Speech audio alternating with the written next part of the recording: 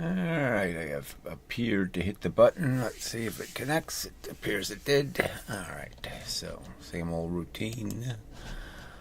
Uh, Top chat, live chat, whatever the fuck that even means. And pop out the chat. Who cares? But whatever, we'll see. See if it's worth the chatters. So, I'll just do, I don't need that. This comments. And whatever, and then I'll do a video about what I'm really talking about, other than what these liars say I'm talking about. Where to put this thing? So it's not in the way. I'll put it up here. That's sort of in the way too. Anyway, well, the hell with it. I'll put it down here if I need it. I'll find it. Tired. Even though I overslept, I'm tired. All right. So, well, this is a stupid comment. Great video, Ian. Nice and clear visual explanation. Having listened to his response, I can say that you can't reason with the unreasonable. So I'm going to play my response. I'm going to play parts of it because it's just, this is so irrational from these people. I mean, I make it as clear as I can make it what the argument's about. And, this is the nonsense you get back instead of a simple answer to the question. So you don't believe in conservation of momentum. Can you just make that clear? That any experiment where you say you're going to preserve your kinetic energy, I'm going to argue that you're going to destroy momentum, and you said that's okay. That's your explanation to me. Okay, that's your statement to me, correct? Okay. His new baby is MGH versus MGT. Obviously, my part of the baby, the bath water is the MGH. The baby is the MGT. And that's the one you screwed up, even though it says 9.8 meters per second. And you even add this silly extra per second on there. So you even know that it's per second, not per meter, right? So you know it's a force happening in a quantity of time. There's an amount of force, 9.8, in the quantity of time. So even though that's explicit, even in your own physics that you cuddle, you're sitting here and denying something that seems pretty obvious, that, well, MGT does sound like it would be a rational connection. That might mean something. Yeah, it might be meaningful to consider time when you're considering how much force gravity's producing that you have to either counter or use as fuel. Okay. He waffles. So where's the waffle? I mean, there's absolutely no waffle. I'm explicitly saying that yes, you can change how much gravity you have to deal with by going faster through it. Whoa, what a waffle. No, that's called pretty much a definitive statement I'm making. That's counter to your understanding. You think it's about some wacky distance thing when I'm saying no, it's clearly just about the time. All right. Volume on, who knows? So much in his video that he doesn't even realize he debunks his own arguments. Well, it'd be great if you could just point one of those out. How about just pointing one of those out? You're just such weasels. I mean, this is such weak crap. Okay, argument of MGH versus MGT at around 46, 43. Well, good, maybe we can play that part for you. Okay, in his response video to you, and we'll see if there's any waffling or debunking of my own theory by whatever I said at 46, 43, because I'm pretty damn sure I didn't do any of that, retard. All right. So the mindless marbles one was just too. I mean, you have a certain estimation about how big a scum these people are, and yet they just exceed my scum expectations. I mean, I just didn't realize these people can go this low. So he padded his response with needless fillers and non sequiturs. Like what? Yeah, I'm going to play the video. You'll see. Yeah, no, there's nothing. Yeah, this is just bullshit. Okay, he says backtracked on his claim that it's about how long you're in the gravity. Where did I do any such thing? I mean, I sat there and said I'd stake my life on the conservation of momentum to the death, frankly. And there's absolutely no waffle on it's about how long you're in the gravity. It's always about how long you're in the gravity. That's how the force affects you, is by how long you're in it. Free falling is the key thing. You can only collect the energy while you're free falling. If you're connected to something else, then it's going to take part of your energy. If this is falling and then I start touching it as it's falling, it's not going to fall. It's not going to be gaining the energy from gravity anymore, because I'm going to suck it away. I mean, that qualification is hardly anything you would say as a, he's not sure, he's not confident. No, I'm confident. Whatever that even is supposed to mean. So he can't understand it's about how long you're in the gravity. He can't understand that as a statement. That it's about time. You can't collect the gravity if you're not in the gravity. Wow.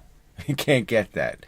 And maybe a false analogy to springs to evade, and made a false analogy to springs. I didn't make any false analogy. I compared springs to gravity in a very fair way, in the sense that you can in some ways duplicate gravity with a spring. So I did a simple experiment like this, and I said, well, there is in fact a velocity that you can head into a spring with, and you'll compress the spring as much as you would compress it if I just sat here in gravity. So I can duplicate the gravitational force with a spring in any mode, that is, using gravity or using an external force. To evade the question, he will never address the main elephant in the room. And what would that elephant be? Exactly. What is it? Please. I'll address it. Just show it to me. Show me what your elephant is. Where is it? Where is your argument? Where is your evidence? I think I've thoroughly debunked any notion that, ground friction is a way to measure energy. You certainly haven't proven that there's 4 times more energy going into the ground because it goes 4 times further. So, what is the elephant? No one can even have an honest, straightforward conversation with him. You can't make a counter-argument, so how could there's no conversation, because I have nothing to counter-argue here except your lies. You didn't say anything that isn't a falsehood, that isn't just fake nonsense. Somehow I backtracked on my statement, which I didn't do, and I made a false or fake analogy to springs when I made a perfectly rational analogy to springs, because it always needs to overpower others. Overpower them how? How exactly am I using how am I strangling you with my Darth Vader powers? So you can't breathe or something? My power is merely stating words and drawing pictures. You can't do that as a counter argument? Okay, even if it means to spout nonsense. So again, and so the nonsense is right here. These are all just lies, pathetically silly lies. But somehow I backtrack. I didn't backtrack at all. And somehow I made false analogies. I didn't make any false analogies. So it's just so pathetic. And then the iron guy sits there just this is just amazing mush. Okay. Yes, thanks, Marbles. I actually feel a little depressed about it. You know what you should do? So the irony is, right, he's got his little machine for, pushing a weight down, and he showed us it's 4 times the height. Something everybody already agrees on. It's 4 times the height. The argument is whether it's 4 times the energy. Okay, and the argument is no, it's not. And I've written it 4,000 times. It's only twice the time, twice the velocity, twice the weight. So how could it be 4 times the energy when it's only 2 all the way down? Okay. I think it's set, so he makes the machine, and did you do the simple experiment? I mean, you can solve all of this, right? Just make some sort of reasonable release system rather than your stupid, fat fingers, and just put the half mass on it and shoot it 1.4. That's all. Then the whole argument's over, because you've proven that, oh yeah, look, it's only 1.4 the momentum, twice the kinetic energy, but it's only 1.4 the momentum. So just prove it. Shoot the half mass with the same spring compression and show us that it won't go twice as far. It won't go 4 times as far into gravity, because it'll have twice the velocity. It'd be really cool too if you could actually measure the velocity by having a nice ruler behind, so we could do the slow motion thing and all that kind of crap. The frame counting to make sure you get the fucking velocities right. But go ahead, prove it. Prove that the spring won't produce twice the velocity in the half mass object. I think it's a sad fact that I must realize that there isn't going to be any conversation. Yes, because you're not going to deal with a single one of the points I've made again, okay? And you repeatedly just evade them. I made them as clear as I could make them. You have no counter argument. You won't answer the simple questions. I mean, I'm just asking you, do you believe in conservation of momentum? Will you just answer the fucking question? Okay, and that perhaps I should leave him to it. So this is like, what is that, a weasel out? Yes, a weasel out. I appealed to humility or reason. Where's your appeal to reason? You can demand answers to questions from me. I can't demand any answers from you. That's your reasonable offer. Well, I think it's a pretty unreasonable offer, frankly. And we got a very clear answer. Yes, we got no answers from you to a single one of the questions I've repeatedly asked over and over and over and over again. And so he thanks him for his support. So it just shows what little fakers these are. And there's now a commercial on his video for, this is a little piece of crap video. He's got a commercial on it. All right. So anyway, so that's the context. So, like I said, they won't answer the questions. They won't deal with the actual subject. Just this bullshit forever. Yeah, forever bullshit. All right, so I should be able to get to where I want to go from here. And then I have to go back a little bit from there to start where I put it all in order. Gravity, I will be affected or unaffected. Right. Okay, so there I'm doing the spring thing. Okay, fair analogy to how springs function. Yeah, you can see that good enough. I guess I could make it a little bigger. Probably wouldn't hurt to fix the volumes, and that should do it. Yeah, that should do it. Okay, and there, I've duplicated gravity. Right, so gravity's just a constant force. So yeah, I could bang something into a spring and it'll bounce back, and that's the end. And gravity does the pushing in and continues to keep pushing in. So all I do is duplicate something that's a constant force, and I can make gravity, so to speak, in any direction. And what am I really making? Momentum. So what is gravity really creating? Momentum. Sometimes you don't see the momentum, but you know it must be there. When I'm holding the spring compressed, you know I'm actually applying force. I mean, it can't stay in that condition unless I'm applying a constant force. Now, we don't see it. We don't see the momentum, but it's there. It's there in a little tiny, the jitter is so small you can't see it, but it's there. And gravity's doing the same thing when you're sitting on Earth. It's constantly pushing you into the ground. The ground is constantly pushing you back up, and that's why you feel it. You feel the Earth pushing you back. I mean, I've said that 200 times. Has anybody responded to it by saying, No, no one's done that. 16. Half of 16 is 8. See? That's where the 8 come from, Gary. Whatever. Yeah, totally irrational. Right, so I pointed out how the real argument is about not how you count squares, even though he did a poor job of it. I mean, apparently he put 2's on the entire side, indicating this whole side was a 2. So I was supposed to be able to figure that out, even though this says 3 here. So I don't know. The whole thing is drawn so poorly.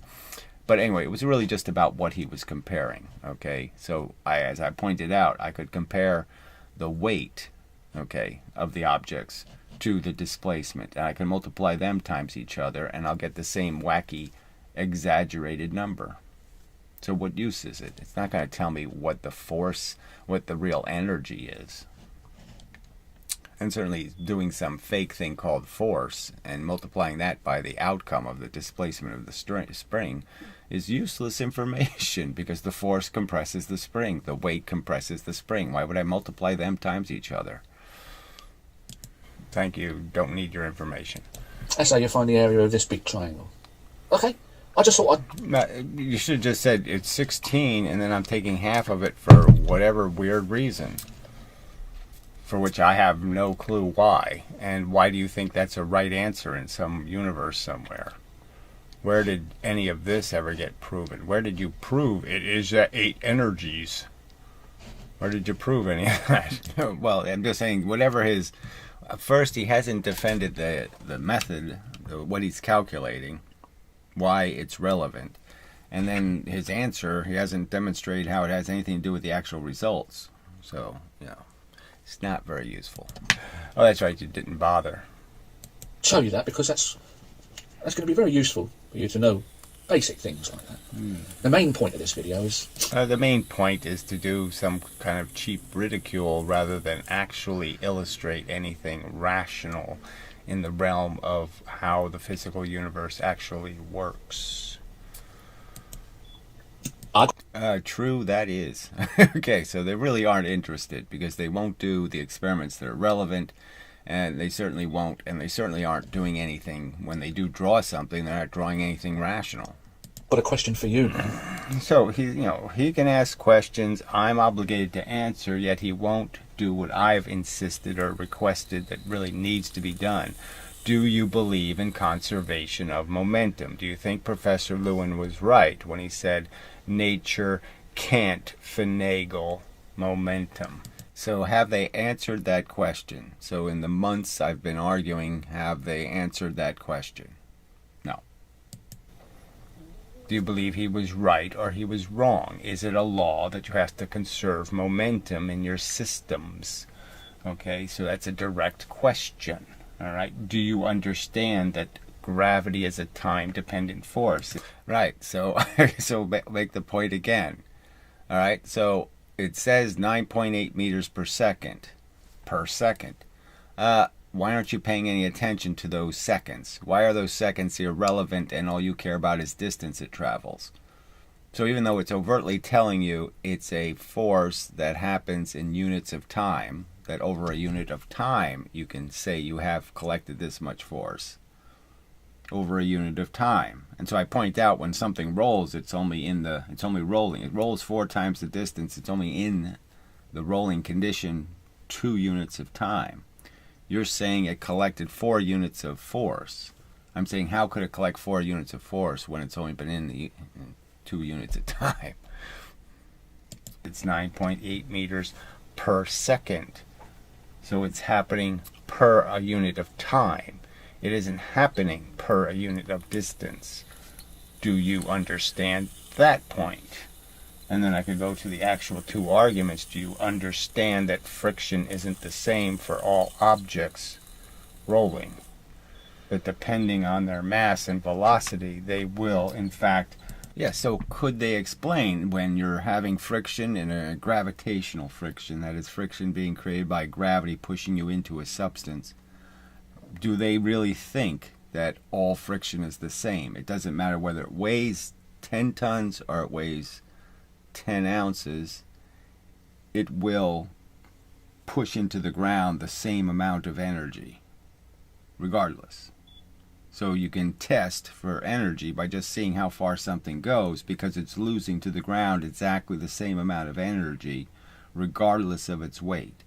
And then regardless of its speed. So if I took 2 equal objects and I gave one twice the velocity as of the other one, do you really believe, okay, that the same per foot amount of energy goes into the ground for the fast thing as the slow thing? That it's making the same contact with the ground and it's putting the same amount of energy into the ground? I mean, I've made these points over and over again. Have they responded to any of them? They're the key points. They're the key reasons why I believe what I believe. You think I'm crazy or stupid? Well, explain how those observations are crazy and stupid. Explain how it's wrong to pay any attention to the 9.8 meters per second. Okay, and explain how it's wrong to apply it to a circumstance where something would be rolling fast or rolling because it's heavier. how it wouldn't matter, that it's just about how far it rolls. It's not about the conditions it's rolling in. The conditions are irrelevant because all things lose energy at exactly the same rate in friction. So just explain how it's exactly the same rate of energy loss for all objects. That's your contention. You say that's reasonable to believe. Well, just explain it to me why it's reasonable, because I can't see how it's reasonable. Lose more or less energy to the ground per a unit of distance or per a unit of time. Do you understand? And then I can do this gravity argument and say, do you understand that depending... So I've drawn it so many times now, so it's a simple enough statement. I'm telling you this piece of evidence is compelling, okay? I have a gravitational body, a moon or whatever, and I'm going to fly by it. The fact is, the faster I fly by it, the less it affects me. So exactly like a paint sprayer or something, I can understand the gravity to be something I collect, essentially. And it's really just about how much time I'm in the collecting zone. And so the faster I get through the collecting zone, the less I'm affected by it. The slower I go through the collecting zone, the more I collect it. The more energy I collect in that direction. It's just a fact. It's going this way, okay, and I'm going this way, okay. This velocity doesn't have anything to do with that velocity. All right, that's a physics lesson I think you might even accept. So it really is just a perfect example of how, yes, it seems it's obvious it has nothing to do about this distance. It has everything just to do about how fast I'm going through the field of energy. Period. The light, whatever you want to call it. I've made it so many times. Just explain how that's unreasonable.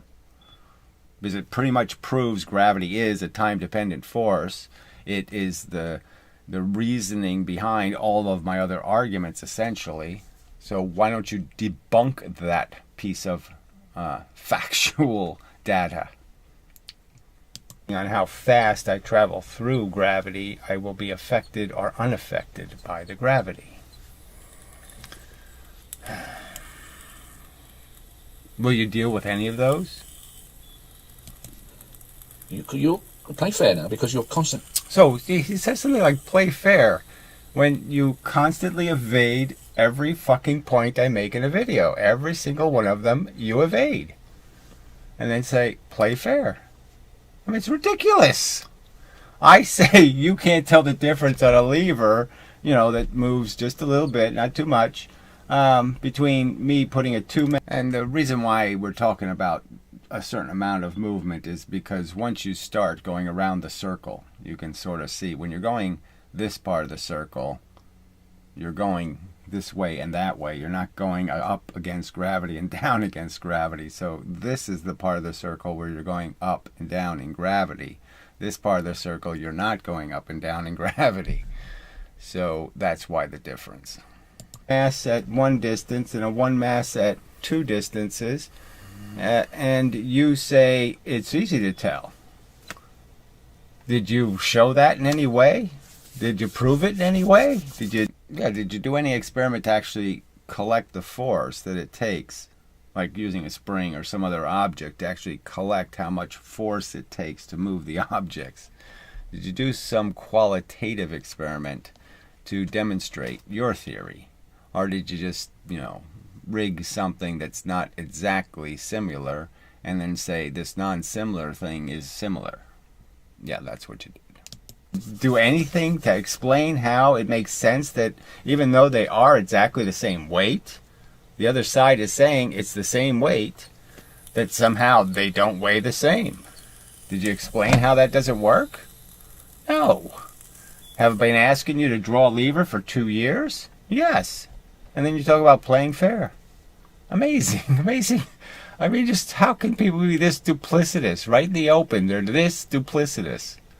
So just after watching this video, that was their response, was just to double down on that duplicity and pretend that they have made an argument somewhere, that in some way they put together some words to counter anything I just said in this video, that any of that was debunked by a single bit of logic they offered, that they offered some explanation They didn't offer any explanation. Amazing.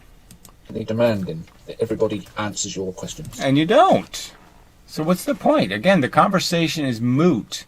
All right, if we're not on the subject. So if you're going to keep changing the experiment, and you're going to keep changing the circumstance, and you keep evading the simple logic of the argument, again, the fact that something rolls 4 times further, do you actually think it rolls 4 times further because it puts 4 times the energy into the ground? I mean, do you actually think that that's where all the energy eventually goes? So the point would be, does he really think that the same amount of energy went into the ground per foot? Happens, even though gravity is a time-dependent force, and you're only on the ground twice as long. And I pointed out that you only lose half your velocity when you're 3/4 of the way down the track. Another big indicator that clearly I'm not losing the same energy because I go half the speed when I'm much further than halfway down the track. How do you rationalize how it put 4 times the energy into the ground? Constantly demanding that people prove it to you. And you don't. Yes, it's very simple. Don't. You've had 350 years to do it, and you haven't done it. You don't argue it, you don't explain it, you don't prove it. You just keep asserting it. Well, here's a question about you and your fallacy about the conservation of energy. I'm going to ask Okay, you. this is where he's going to draw his weightlifter thing, and again, a silly analogy where he thinks when I'm holding something against gravity that I'm saying I'm storing energy in gravity, when I'm not storing it. I might have stored energy when I moved it to this position. I might have stored some energy, but technically I'm not storing anything. I'm just putting it in a stream. But I'm holding it against the stream. I stick my hand literally in a stream. I'm not storing energy anywhere. I'm not collecting it and doing something with it or any of that crap. It has to move for me to be able to gain anything from it.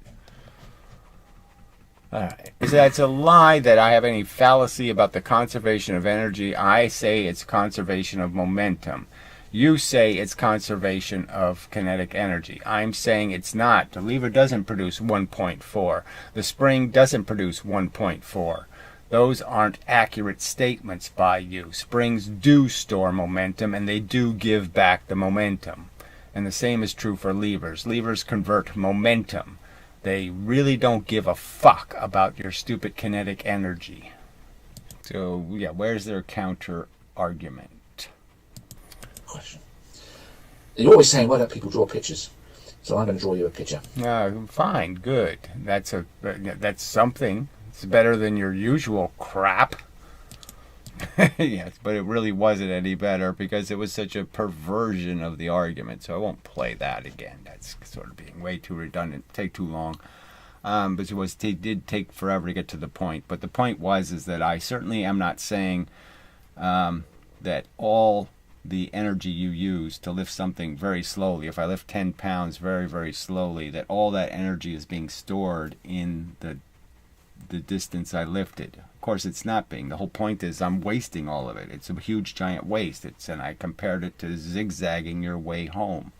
If you zigzag your way home, all that extra motion is not going to get you to the location, and it's not going to get you more potential if it was a height.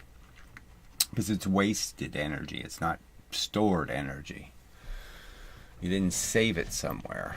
All right. So we'll see if there's any comments, and if not, we'll play a couple other cruddy videos and blah, blah, blah. All right, hey, was let down not seeing you. Okay, well, too bad. You're likely to get let down a lot. Because, yeah, there's no point in arguing until somebody who can make a rational argument shows up to make a rational argument.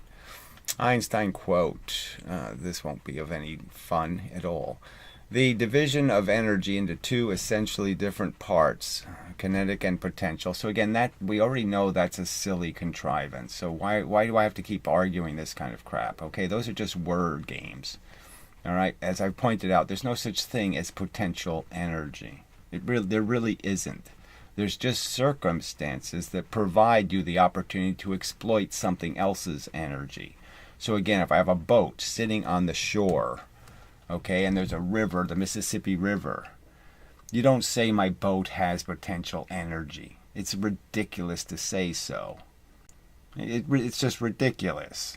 Okay, we know where the energy is going to come from. It's the stream, and I'm going to stick it in the stream. And gravity's doing the same thing. If I stick something in gravity, it has no potential.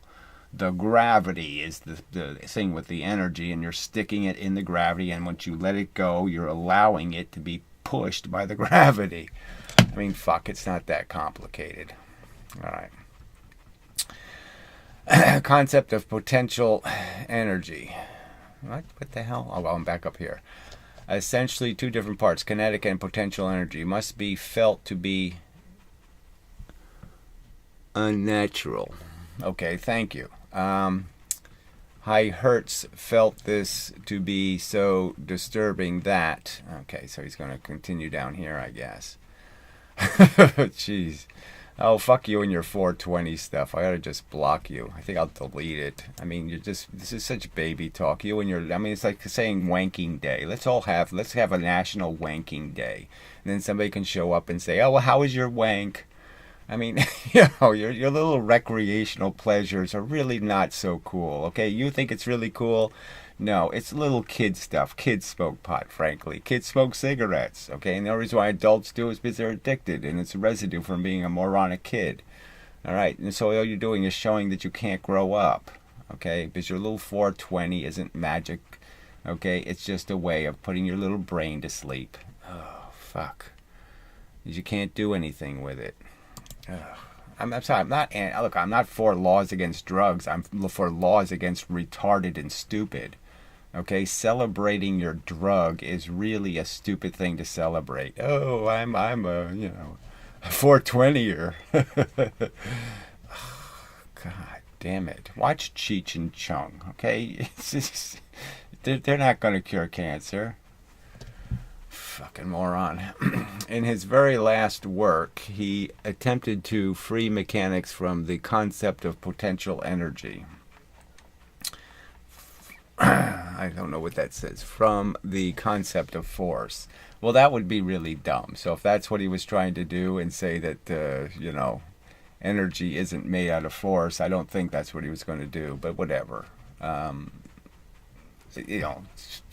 This is a really thin contextual quote, so that's all I'll say to it. But I'm just going to argue to you, don't you understand, it's kind of baby talk to say the word potential energy when energy is derived in so many different ways. I mean, clearly, the water in a reservoir doesn't have any potential. It's only going to gain potential when you release it, okay, and allow gravity to push it down the hill. But it's not sitting there saying, I am potential, I am potential. Yeah. The energy isn't coming from its chemistry, okay? It's not coming from it. It is not going to produce the energy. It's just going to fall down in a stream. All right. Have you heard about the solar eclipse that happened a few days ago? Oh, fuck this. Didn't you say there was a physical experiment that could have been demonstrated during solar eclipses, or am I mistaken? Well, it depends on the quality of the solar eclipse, and there's one somewhere almost like every 6 months or something like that, somewhere on Earth. All right, they're not that rare. But regardless, having good ones is the point. Straight up, 12 noon type eclipses are kind of important. But who cares? Like obviously, if they didn't do the experiment when they had the perfect eclipse, they're not going to do it when they have an imperfect one. And frankly, again, the argument is there's 400 times better resolution from space, and you don't need an eclipse. So why the fuck would you bother doing it from Earth? Why would you even bother making a telescope on Earth anymore? I mean, frankly, too stupid. Sorry, my memory is all My memory is all that great. Sorry, my memory is all that great. Well, a few other things aren't too good either. Jesus Christ. Is your point about the solar eclipse that Einstein's general relativity will be shown wrong? is your point about the solar eclipse. My point is, if you redo the Eddington experiment right, that yes, you will be found that light is not bent twice as much. It's a ludicrous statement, but I'm arguing that light isn't bent at all. Okay, so yes, it's my opinion that if you do a decent, reasonable experiment on reasonable photons, that you will find you can't bend photons. They're not bendable. Oh, God damn it, by gravity or anything else. You can't blow on them. You can't do anything to move photons except have them crash into material atoms. They have to hit electrons. They can't be in any other way disturbed in their motion. Yes, that's my argument. Credible experiments will show the truth. Oh, sorry, I'm doing my nervous knee thing, which doesn't sound very good. Sorry about that, I forgot. I have an anxiety disorder, and sometimes I have to, some part of me has to be in motion, or, something bad will happen. Anyway, so that's it for the commenters, I guess. Oh, here, we got another one. Does the argument have anything to do with eliminating KE? No, it has to do with eliminating something for which doesn't make much sense. I'm just saying that in every single circumstance, it is impossible to bend magnetism or bend light or bend electricity or you can't bend any of these things without them going through matter to be bent. None of the stuff moving the speed of light ever shows any indication that it can be affected by something else moving the speed of light. There's no evidence that, magnetism can bend light, or that what's the other stuff that moves the speed of light, the gravity or this or that. None of it doesn't affect any of these other things. So how the fuck could it possibly be doing something to this little? How is light in a new category all by itself? I'm saying there's no way. Light isn't any different than other forms of radiation. It isn't any really fundamentally different in its structure than magnetism or any of these other effects. Therefore, it is not, you cannot bend it, okay, with another force. You have to bend it with matter. That's why. It doesn't fit the category at all. It's an extraordinary defect in the universal function of forces. And so I'm saying this extraordinary defect should be well established by credible evidence. And it's a double extraordinary defect to have it twice as bent. I mean, that's just so crazy. The fastest, smallest thing in the universe is twice as bent by gravity. That makes gravity even, it makes it, it's insanely silly to even contemplate what this gravity could possibly be if it moves the smallest, fastest thing more than it moves the slowest, biggest thing. It seems that a damn good argument that if light travels in space and space is curved, again, I'm not gonna. This is baby talk. I just told you that it's not. This it's a river. It's a flow. Okay, it's Mach gravity. The way they teach bent space is to use Mach gravity, which is the flow of a fluid. So let's not pretend that your bent space has any credible evidence. The credible evidence is that it really is a force. Okay, that's moving towards objects, okay, into objects, and things are literally pushed into them. All right, that's what it appears like. That's the model that fits. Mach gravity works perfectly, and the only defect, as Feynman points out in one of his lectures, is that you have to deal with the drag problem created by a real force. And so I'm just saying, as long as you come up with a solution for why more energy goes into the Earth than comes out of the Earth, well, then you have the answer to it. But in every other respect, it works perfectly. So don't pretend you have good, credible evidence that space is anything called bent, that space is a something. Okay, you want to believe space is a something? Go ahead. I can't stop you. But I'm saying there's no reasoning to believe it's a something. Space isn't something. And it follows that curved path. Well, that was still, the curved path still wouldn't explain being twice as bent. So again, you're evading the subject, and at least half the subject.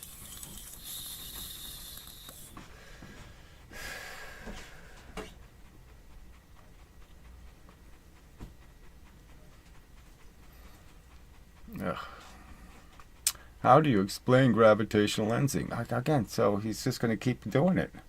I don't have to explain it because it's irrational. Look at the images. Think about massive gravitational bodies. They have to create enough gravity, okay? Somebody has to create enough gravity to bend light, okay? That's an extraordinarily high amount of gravity. All right. And yet, none of this gravity causes these objects, the real physical objects in this space, to actually smash into each other. So somehow it's enough gravity to bend light, but it's not enough gravity to pull all the matter that's in the area into a black hole, which is illogical on its face. Secondly, if you have this intense gravity, as you might understand, intense gravity tends to become extremely mathematically spherical. I mean, it becomes really spherical. All right, so, and it becomes, the tiny, no tiny defects. Well, go ahead and look at your lensed images, okay, and show me an arc that isn't crooked. Show me two arcs that that match, okay. And then the other argument is this gravity is an inverse lens, okay. It's doing exactly the opposite of what you want it to do. As you move in, okay, it bends more. As you move out, it bends less. So it's the opposite of an imaging lens. It can't image anything. So as Einstein, you like to quote Einstein. Well, Einstein said you wouldn't see these damn things. And the reason why you wouldn't see them is because they're micro thin. Because there would only be one tiny location in space where it could actually be the right amount of bending. And you go a little bit further out and it bends the wrong way. You go a little further in, it bends the wrong way again. So you'd only be able to see a tiny, tiny little ring of photons in an Einstein ring. Tiny ring, so thin you'd never have enough photons to be able to resolve it or see it. So I mean, I can go through all of that crap and try to explain to you that those images aren't very good information in the sense they've been all highly processed. All right, and then you can just look at some of them and you can see that, yeah, well, the residue from an explosion would look like that. Explosions can be uneven because they're happening in a complex gravitational field, and the pieces of matter can be moved at different speeds based on the gravity they fall into. So that makes perfectly good sense that explosions would create crooked lines and lumps and bumps. But it doesn't make any sense to say lensing would, because lensing would have to be intense gravity.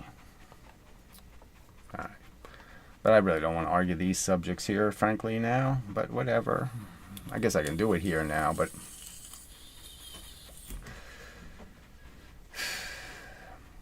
see how else to say it. I'm just saying it's like all the other propaganda, okay? You can look at the evidence and you can say, is it what they're showing me? Are they really pulling a rabbit out of the hat? Or is there enough defects for me to say maybe this isn't a rabbit they're pulling out of the hat? I'm just saying if you look at the lensing images, there's enough defects, mathematical defects. They even concede now, without dark matter, their lensing images don't make any sense. So they're even now making the concession that it's proof of dark matter. They're actually saying that. It proves dark matter exists because our lensing images are so bad. The only way you can explain why they're so bad is dark matter must have done it. So they're even using that's the irony. They're even admitting now that mathematically their lensing images didn't make much sense. But now that they've invented dark matter, it sort of proves dark matter must be real because now it makes the lensing images make sense. So those are called defects in an argument, in my opinion. Those are like kind of obvious, nicely opaque defects that should give you some pause in believing what they say. And that's all I'm asking you to do, is just to pause on that question and say, well, let's wait and see if we have a better piece of evidence. And the Eddington experiment would be the better piece of evidence. That would actually be decisive. If they actually do that experiment correctly, it's pretty decisive. There's no other explanation that you can provide, no other argument to make. If you're directly looking at an imaged object and you see the imaged object actually in the wrong location, blah, blah, blah, and there's no matter for the light to be reflecting off of, yeah, you don't have much choice but to say some force did it. But in all these other examples, there's plenty of reason to say something besides a force did it. You could even argue there's enough dirt in the in the universe, in those galactic clouds and the rest of that shit, to do this diffracting, to create an apparently lensed image when it's not really lensed. You know, when it didn't really, it was produced by something else, scatter. But again, scatter won't create images. So that's the key thing. You can tell the difference. You really need image data. And the very fact that they're claiming to have, like a whole galaxy will be in one of those curves, that whole galaxy can't be in one of those curves by Einstein's theory. Einstein says that's not possible. Alright, by the way, I found a decent video of a physics video on momentum where they used two different mass balls and used a, I don't know, candle line, I don't know what that is, to set both balls to hit each other at the same time. Well, who cares? Two balls of different masses hitting each other at the same time. Again, the energy exchange is going to be something that has to be calculated, so I don't know. I'd have to see the video, but frankly, you can't do the Newton's cradle, okay? You have to have a spring, you have to have some mediator to be able to transfer the energy to be able to see more clearly the exchange of the momentum. It's strange that they don't have these lensing artifacts when they look a piece of space that doesn't have a huge mass in front of it. It's strange that they don't have these lensing artifacts when they look at a piece of space that doesn't have huge masses in front of it. Says you. I guess is what I'll say to that. Yeah, okay. That's all I'll say to that, yeah. Says you. I mean, you'd have to show me some of these other images, you know. But frankly, I say bullshit to that. It's like photographing a fence, you know what I mean? You can make a fence disappear. I can take pictures of flowers on the other side of a fence, and I can make the fence disappear by just changing the focal length of the camera, you know.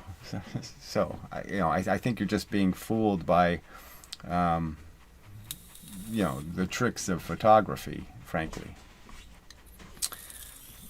I mean, I could argue the same thing to you. I could say, well, the images they have of the stuff spiraling the black hole in the center of the universe, right? I mean, the center of the galaxy.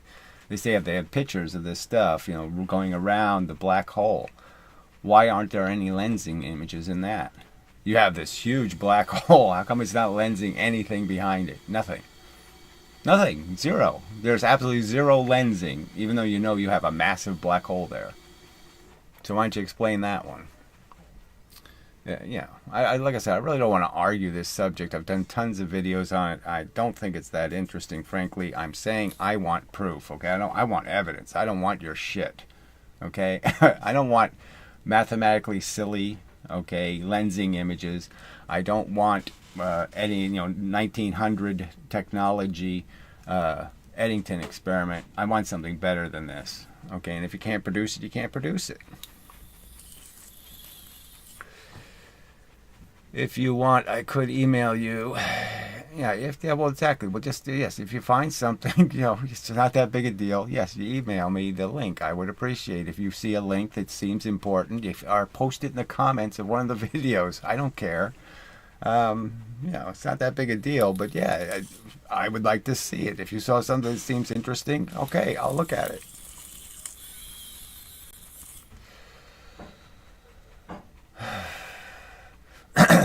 Well, it doesn't really matter what the quality is in the sense that at least you can see what's being argued, okay? And I can point out why it's a reasonable argument or why it's an unreasonable argument. I mean, I'm sure it's an unreasonable argument. I mean, nobody smart is on the internet. I mean, there just aren't any videos by anybody who does anything but validate crap. The crap math of the standard religion. I mean, it's definitely you know, you could just say it's Catholicism, so to speak. The Catholicism of the standard model controls this nation state. Okay, we're just occupied by the dogmatists for the silly religion. And although they haven't overtly murdered, all the dissidents, apparently dissidents doesn't even occur to somebody. Like many Muslim countries, it really doesn't occur to anybody to say, "Oh, fuck this, is too stupid." I'm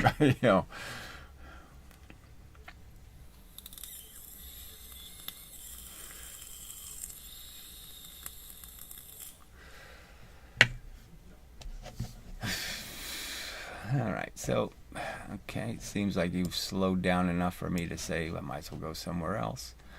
All right, so there was this video. I guess I could play some of this one. There's another new one by the same guy, so I could play that too, I suppose.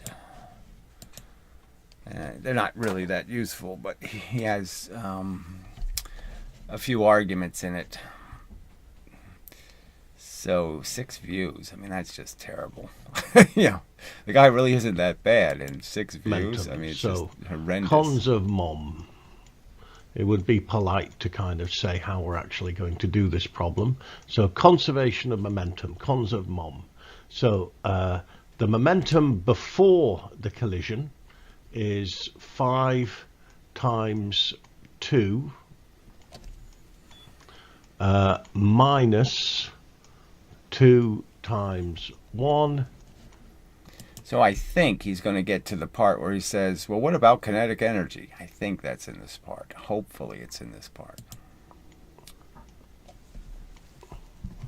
Okay, and after the collision, what we'll end up with is we'll have one trolley which is traveling at that speed. Let's call it V. And the mass of this trolley will be 3 kilograms. So this is the physics girl, pretty much, experiment, except he's got heavier carts. He should just use a 1 and a 1 and combine them and make it simple, but, whatever. So he's going to end up with a 3 kilogram cart going 1/3 the velocity. It's the two of them joined together times V. Okay? So what's V? Well, 5. Well, we've got here, we've got 10 minus 2 is 8. 3 and if we bring the 3 down, then V is 8 divided by 3 meters per second. Right. Now, you could have made it much simpler by just using the 1 and 1 object. Okay, so he didn't say what about the kinetic energy in that case. All right, so we have to move somewhere a little further. I don't think it's there, but we'll jump there and see. Now, calculate the kinetic energy of the bullet, a half mv squared. So, too bad he didn't say that for doing the other experiment where, obviously he would have run into the problem where he'd have to say somehow we lost no momentum, but we lost half the kinetic energy or 1/3 of the kinetic energy. So somehow you would have to make heat or make noise or make sound without losing any momentum.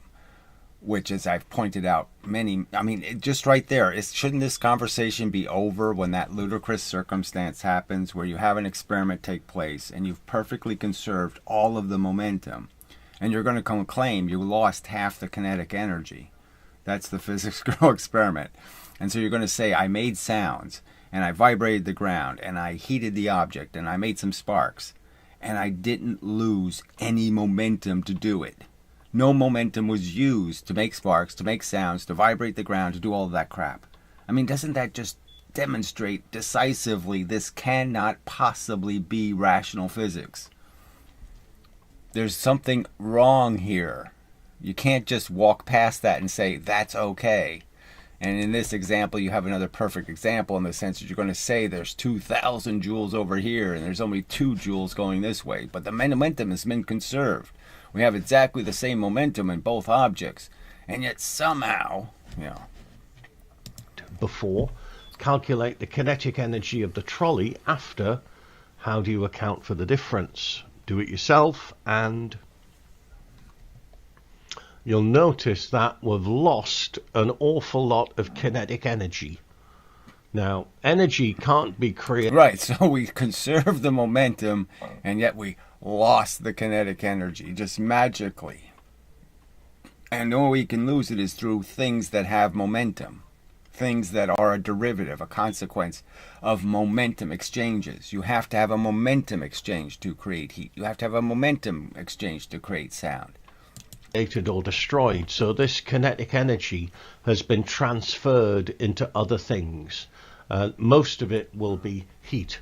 Right, and it's not momentum caused somehow. Somehow you made heat without using anything's momentum. It's an impossible circumstance. It can't be justified or defended. That's nonsense. And yet they get away with saying it. If you imagine kind of just after you've shot the trolley, put your finger in the hole, it will be rather warm. And yes, but it's not megajoules warm, okay? It's not going to account for the insane amounts of kinetic energy, all right, that you're making up as a number. Okay, so energy has been transferred into other forms, mostly heat, a little bit of sound. See, the difference is the velocity of the bullet versus the velocity of the cart is so much lower. So the cart has reduced the muzzle velocity of the bullet by an insane amount, because you've converted the energy from something small into something big, and you've done it where kinetic energy says they're automatic losses. They're automatic. You can't help but lose them by rule, by obligation. And yet, okay, the argument is you're going to conserve much of the momentum. There are two types of collision.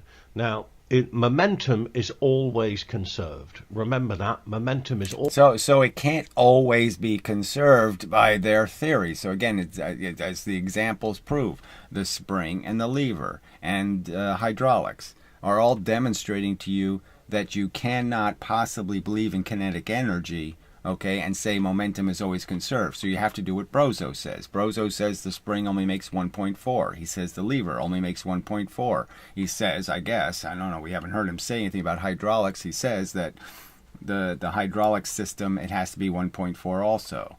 Okay, so I make 2 cylinders, okay, the same size on one side. I have one cylinder on the other side the same size, and I push with the 2 at the same time. And I get twice the velocity on the other cylinder. Yes, that's the logic, that you get twice the velocity, but apparently Brozo says no. You don't have to conserve the momentum, and you get 1.4. So in all these examples, I've been over and over these examples, there's no way to make this coherent. There's no way to make these statements coherent. They cannot believe in conservation of momentum and then say kinetic energy is real. Because it doesn't work. It can't work. It's impossible to work, because the experimental won't come out the way they claim it will come out. It won't. So they'll either prove there is no conservation of momentum, and prove that kinetic energy is real, or vice versa, which is they'll prove, yes, it's a fallacy that this kinetic energy thing has anything to do with anything. Momentum rules the universe. So if they could actually do those experiments credibly, then we'd have our answer. They're so within reach. I mean, you know, putting a half mass twice the distance on a lever doesn't seem that challenging. Okay, putting a half mass on a spring and launching it doesn't seem that challenging. You know, pushing a hydraulic, 2 syringes on one side and 1 syringe on the other side doesn't seem all that challenging. Always conserved.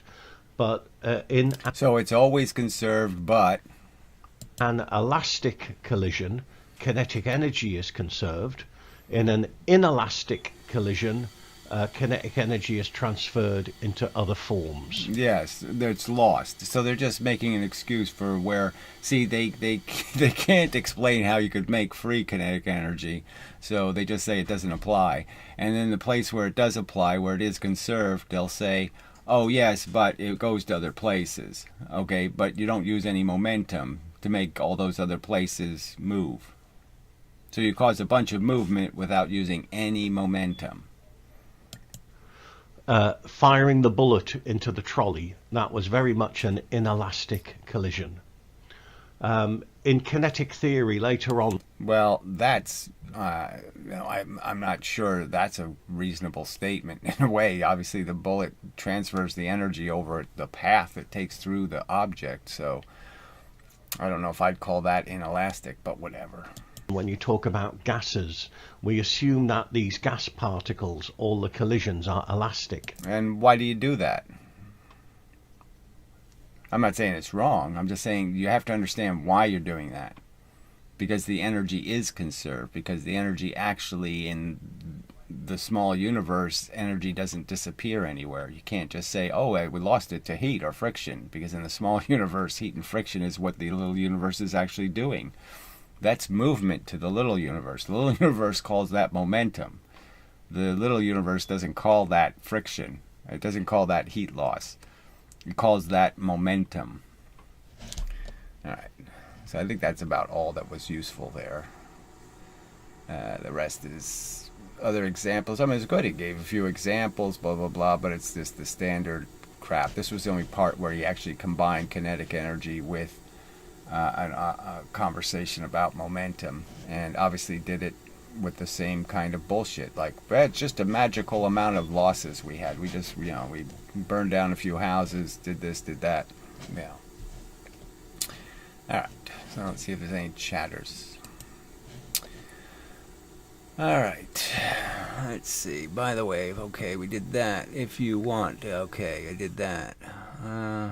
The only problem with the video, okay, we did that. Does momentum require mass?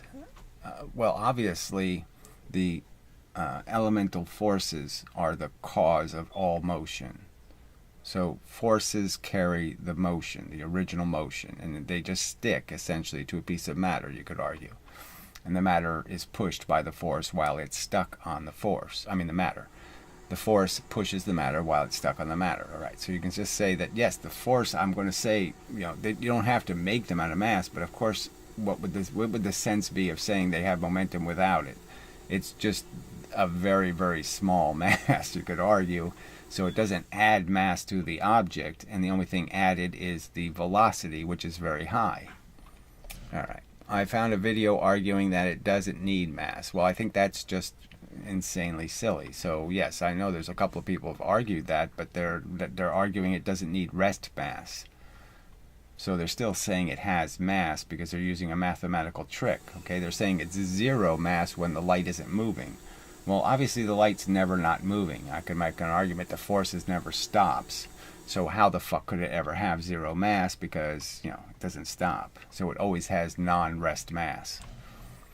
The Science Asylum made the video. Yes, he makes a lot of wacky shit, nonsense, fucktarded videos, doesn't he? I mean, his gravity video was a piece of, absolute shit. The Earth is getting bigger, kind of nonsense. I mean, come on. These people aren't earthbound. All right. Momentum without mass, isn't that a pulsating wave? Oh, fuck. God. I'm so close to just getting rid of you. I'm not going to argue wavy little, whatever wavical bullshit, okay? This, until you explain how a laser beam waves its way through space, you don't have much, frankly, to argue about your stupid little wavy theories, okay? There's no... All right, I've made it clear. I think all the evidence points to frequency being the only thing relevant here. It's not about wavelengths. It's about frequencies of events. Okay, and it can be really understood that you can tip something over by hitting it at the right frequency. You don't wave it with baseballs. I can hit a stick, and I can tip it over. If I throw baseballs at the right rate, I can knock it over. All right, because I keep adding energy to its oscillations. So frequency is really important to getting things done in the universe because you can knock things over using a frequency, okay? You can make your energy more effective if you add it rather than have it subtract. And so that simple principle is deep in physics.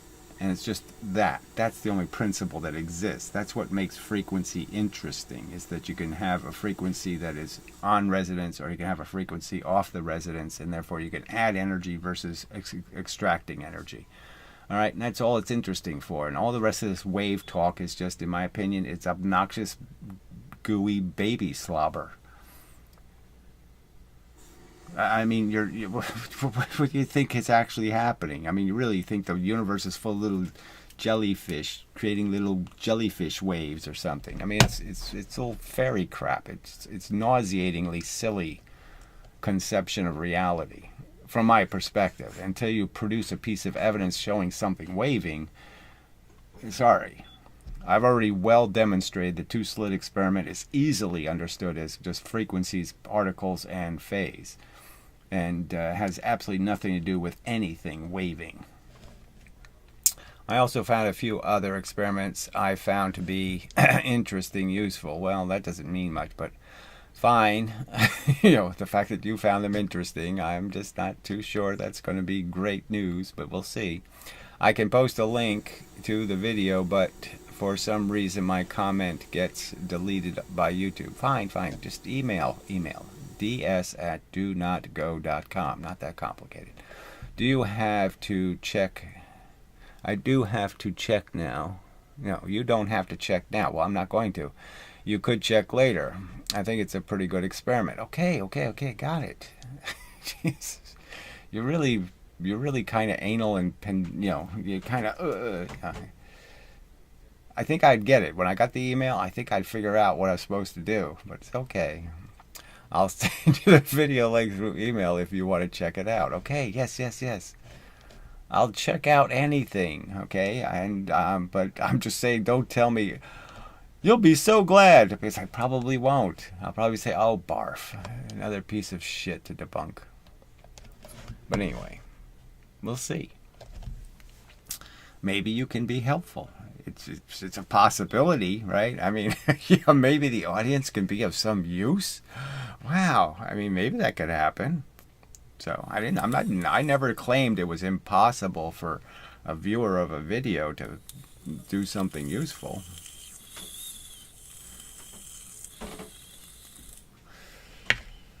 I'm just saying that lately, you know, the last 10 years or so, you know, you people haven't been very useful. Bastards. All you do is keep bringing up your little wavicle crap. But I saw a wave when I was a kid.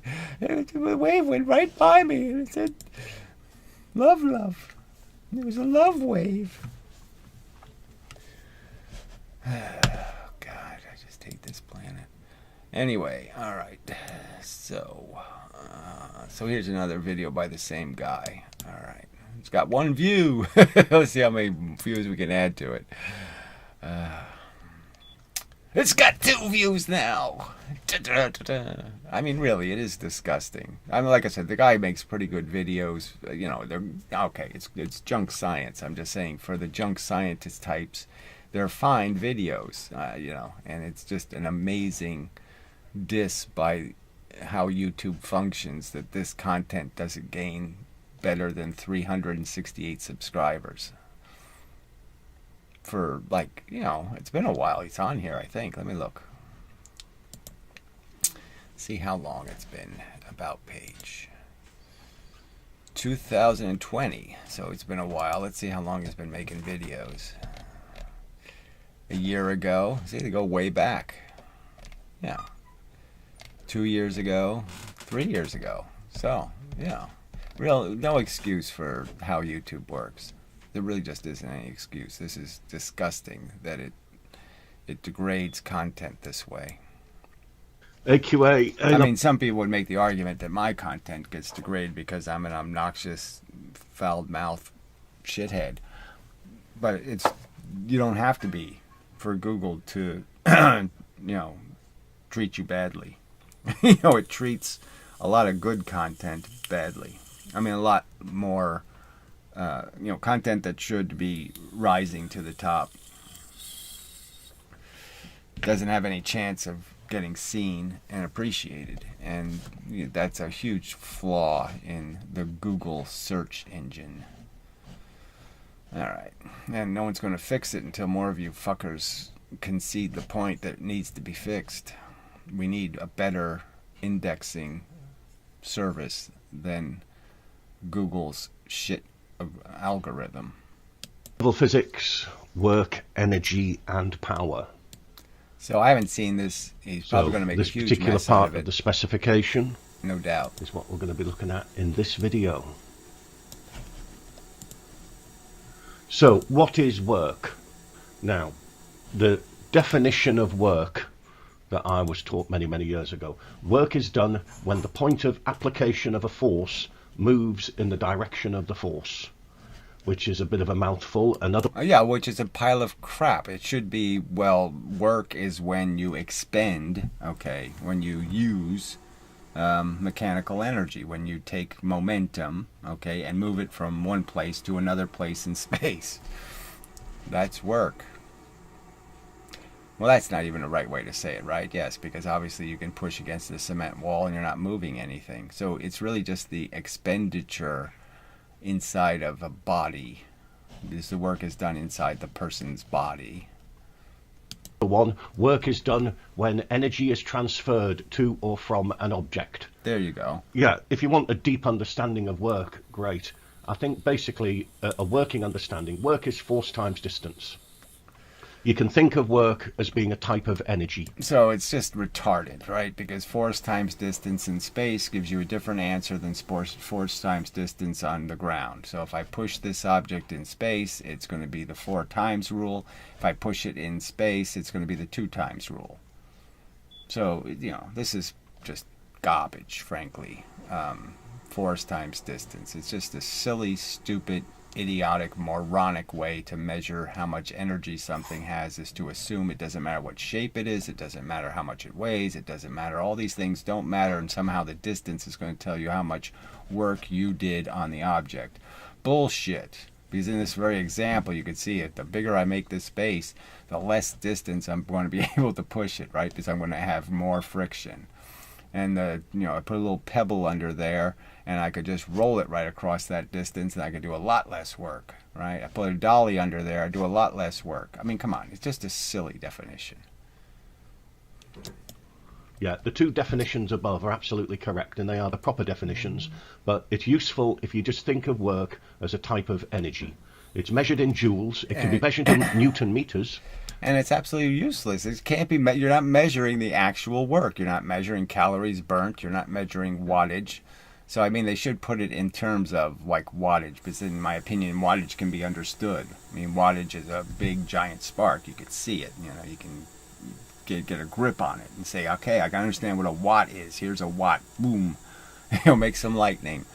And show you a watt. But this joule thing is just so mushy. Dropping a stick of butter, a meter, okay, that's a joule. They say. That's it, lands at a joule's worth of energy. It's also a watt. But I'm just saying, obviously, it has nothing to do with how many you're going to need to push something. It depends on where I push this box. Right? I push on it down here, I'll do better than if I push on it up here. I mean, lots of things will make a big difference in how far I'll move the object. But joules is what we measure work in usually. One important thing is that the force and the distance have to be in the same direction. If they're at an angle, then you need to find the component of the force or the component of the distance. If they're at right angles, then no work is done. If there is no movement, then no work is done. So again, it's just silly. No work is done. It just is. It just doesn't say anything about the actual circumstance. So they're just saying that the specific kind of work you want. Again, you could tip the object. You could dent the object with your hands. You could do lots of things that didn't move the whole object. And clearly, all that stuff could be understood as doing work on the object.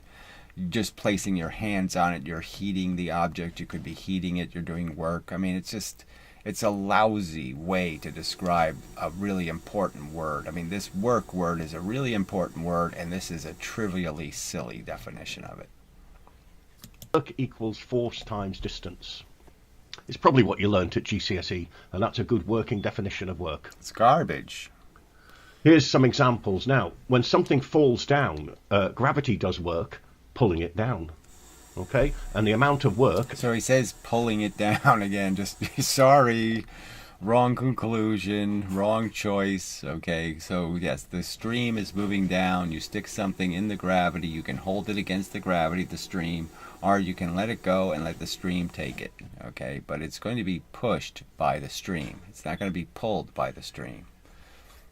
Force times distance is mg times the height h, mgh.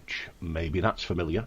So yes, and it's wrong and stupid, and again, the wrong, it gets you overtly the wrong answer, okay? Because the height, again, for something going twice as fast will be 4 times the height, and that discontinuity is going to be revealed in you measuring heights. When you really have to measure how much time is it in the gravity, that's what Galileo demonstrated over and over again by being able to slow down the falling time of objects.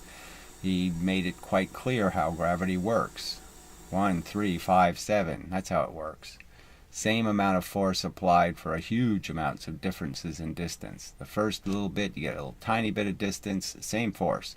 Second bit, 3 times the distance, same force. Third bit, 5 times the distance, same force. But fields like gravitational fields can do work. Friction does work when opposing the motion of an object. This skier going downhill is losing gravitational potential energy. Friction is doing work trying to slow them down. Friction will... Okay, so we know that friction doesn't do anything, okay? Friction is merely a transfer of your energy. And what are you doing? You're slowing down how fast gravity's pushing you down the hill. So the fact is that all the extra gravity you're going to be hit by is now going into the friction, okay? That's you're losing energy to the ground. So you're going to heat a lot of snow, okay, and your whole trip, and that will end up equaling the differential in the time. You're going to take longer to fall. The longer you're taking to fall is completely dependent on the contact with the ground. The more contact with the ground, the slower your descent, all right? And the energy from gravity is merely being transferred from you into the snow instead of you gaining anything from it, okay? So you're only gaining a percentage of the gravitational force is actually going into your motion. And then you got the whole problem of the wind resistance is going to cause a terminal velocity, which means you're not going to be able to go much faster than, 100 and whatever miles an hour. Only do work like this if the object is moving, because we said there has to be a motion, a distance involved. But friction does work very often in our... So friction does work. Again, this is just such a... this is so elemental to people getting right answers and understanding what's happening in the universe, and it's so wrong to call friction a force. Friction is you losing energy. It's you having contact with something touching you and taking from you your condition. You have a different condition than it. It's a sink. Your energy will go into the sink. If something lighter hits me, then I impose my condition on it. Okay, so the bug hits your radiator and it gets squished. All right, its condition gets changed. You can't sit there and pretend that the friction thing, depending on who's got the most mass, they're all of a sudden a friction force. No, it's an exchange of conditions. You're just exchanging your condition with the fucking planet Earth, okay, as a simple statement, and the Earth is going to win. Yeah. Energy equation, which is what we're going to talk about in the next video, we say work against friction. This is so stupid. When work is done by friction, energy is transferred into heat. Just rub your hands together and you'll know what I mean. So work done by friction. Okay, it's not work being done by friction. It's work done by your muscles moving your hands together, okay, and obliging the material objects to move into each other with momentum, and some of the momentum will be converted into heat. But it's a real thing, real motion. Okay, real motion not converted very well or exchanged very well ends up being motion in all kinds of directions, and that ends up being heat. And is transferred into heat energy. I've mentioned this before, no work... It isn't a very good example to use a match, because obviously a match is taking advantage of chemical energy, blah, blah, blah, blah, blah, but whatever. Work is done if the force doesn't make the object move. So if you're pushing against... So obviously it's just silly. A work definition that doesn't include the fact that it's always, the force is still being applied. The fact that the force doesn't create some obvious motion doesn't mean it's not creating a bunch of unobvious motion. Okay, there's all kinds of work being done, all kinds of atoms being banged around. Against this wall, and the wall isn't moving, you're not doing any work on the wall. You're not doing any useful work on the wall. There might be all kinds of things happening. Useful work, that would be even if they qualified it more often like that and said there's useful work versus useless work or something. But to say no work is just so stupid. Inside your muscles, which is why you get tired, but that's irrelevant. You're not doing any work on the wall. So again, it's just stupid to say so. You are doing work on the wall. The wall is experiencing the pressure you're placing on it, and if there was a fracture in the right place, technically you could successfully do something visual to the wall. That's all within the realm of possibility. You could tip it over. It doesn't tip, and then all of a sudden you get that one little extra bit of push and it does tip. I mean, it's just silly to say you didn't do work the whole 99% of the time you were pushing, and it's only when you hit that 1% that you did actual work. I mean, this is just a garbage definition. I can't believe physics, I can't believe a science would have such a silly definition of something so fundamental to function in the universe. The idea of work is a big idea, and to turn it into this trivial mush. I mentioned this work is the component of the force in the direction of the distance times by the distance. Okay, I think they may use S. I mean, all this has to do with is the conversion of momentum. You're just converting one form of momentum into another form of momentum, and you do it successfully or unsuccessfully. The point is that it's all going to be momentum exchanges, and momentum's going to be converted into all kinds of little things here.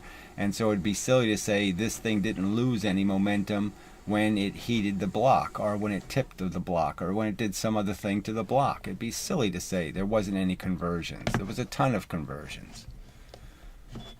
Let's see if there's any comments. All right, let's see. All right, I sent it. Okay, Jesus. Wattage is just joulage per secondage. Whatever. The point is that watt is maybe it's just because I worked with electricity a lot. I'm just saying that a watt is a more real form of energy. I mean, it's something you can quantify and you can place in your head somewhere and say, I know what a watt is.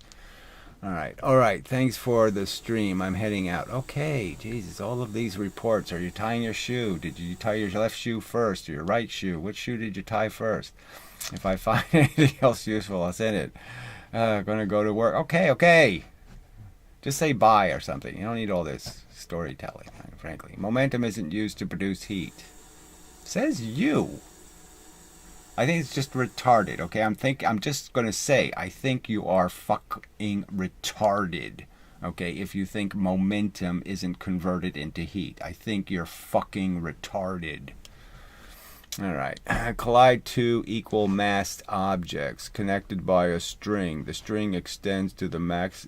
and the momentum remains the same. The spring extends and the momentum remains the same. Now, if the spring moves, then you're obviously going to create a little bit of heat loss. I mean, what system doesn't create a little bit of heat loss? So go ahead and show me the perfect experiment where absolutely zero momentum is lost. The Newton's cradle in a vacuum, maybe no sound, no this, no that. Maybe you could, I think you're still going to lose a little tiny bit. So what your argument is retarded, frankly. This is a retarded statement. Momentum isn't used to produce heat. Fuck you, it always is the source of heat. One object, one mass is not moving and the other one mass collide with it. The momentum is transferred through the spring. The other one mass moves and the spring extends as a result. Whatever that even means. Does that mean something to somebody? You're just way too short on these videos, right? You've just showed up today and you're going to just type crap. Is that the idea? What the fuck could this mean to somebody? One object, one mass is not moving and the other one mass collide with it and the momentum is transferred through the spring. What, the spring between them? The other one mass moves and the spring extends as a result. Yeah, that's a Newton's cradle without a spring. You don't need the spring. But yeah, the spring will make it happen just as good.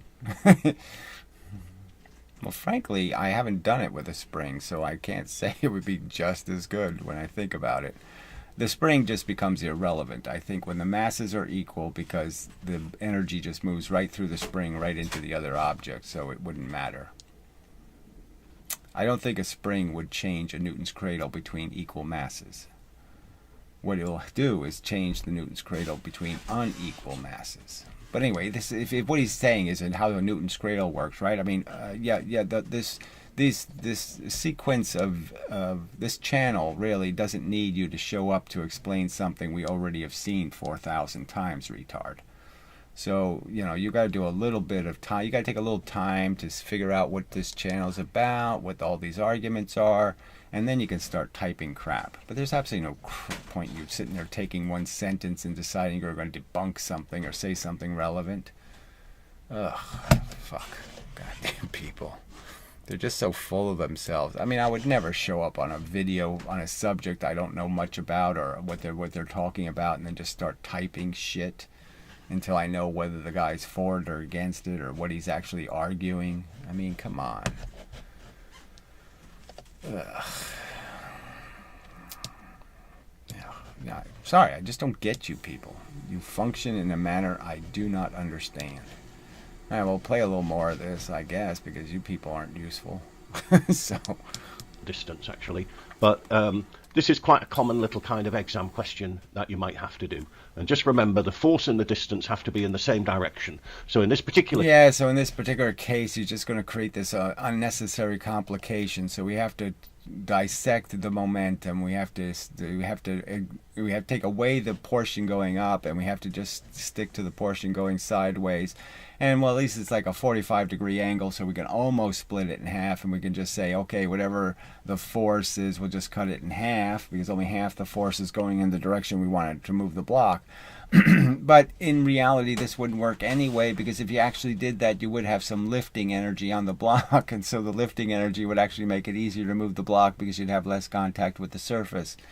So, I mean, it's not a realistic, so we'll skip that exercise just because there's nothing real in this exercise, because we know the block will lift up and you only have a tiny edge that'll actually have friction with the surface, and it's going to change the equation substantially. The reality will be very different than this equation will predict. It will not predict the reality. It's as fake as a double slit demonstration, frankly.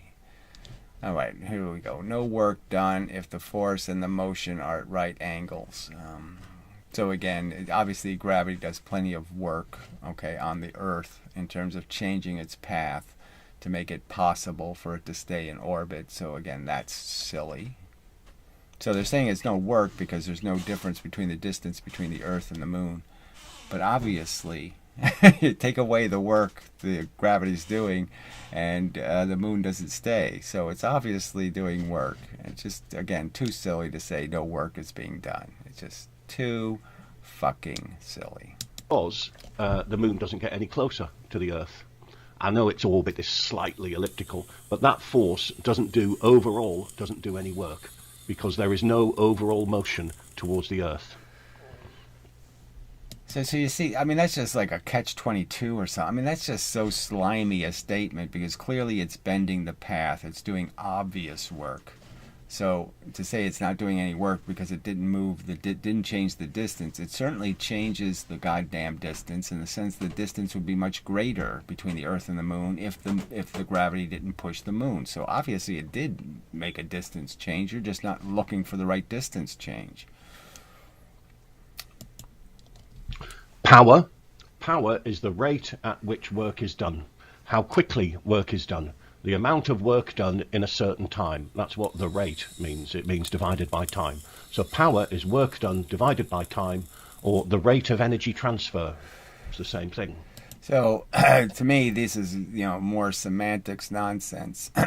So it'd be nice to have an equation for not power but the rate of force exchange, because that's the important part. But this power thing is broken because you're using the work equation product, which is a pile of garbage, and dividing that by time, when the thing you should be dividing by the time is something more relevant to the actual work being done, which would be the force itself. And then so you can get a rate, so you can convert an absolute amount of force into a force per a unit of time. And in doing that, you can understand that if I apply a force quickly, then all the products will be produced very quickly. All the exchanges happen very quickly. So, in the case of like moving atoms, if I move the atoms very quickly, what I'll end up doing is moving the electrons and protons instead of the actual atoms, and I'll end up breaking the atoms, that kind of argument. I'll be breaking the chemical bonds within the substance. Instead of doing work moving atoms, I'll be doing work breaking bonds between atoms. So how fast you apply a force matters. Okay, here's a little question for you to do. Have a read, pause the video, pen, paper, calculator, and do it. Oh, fuck you. And I'll show you the answer in 3, 2, 1. So a weight of 8 newtons is lifted 60 centimeters. So the work done is force times distance. I'm going to start calling it F times S now. Okay, so that's 8 times 0.6, which is, I believe that's, I haven't done my times table, I think that's 4.8 joules, isn't it? I don't know.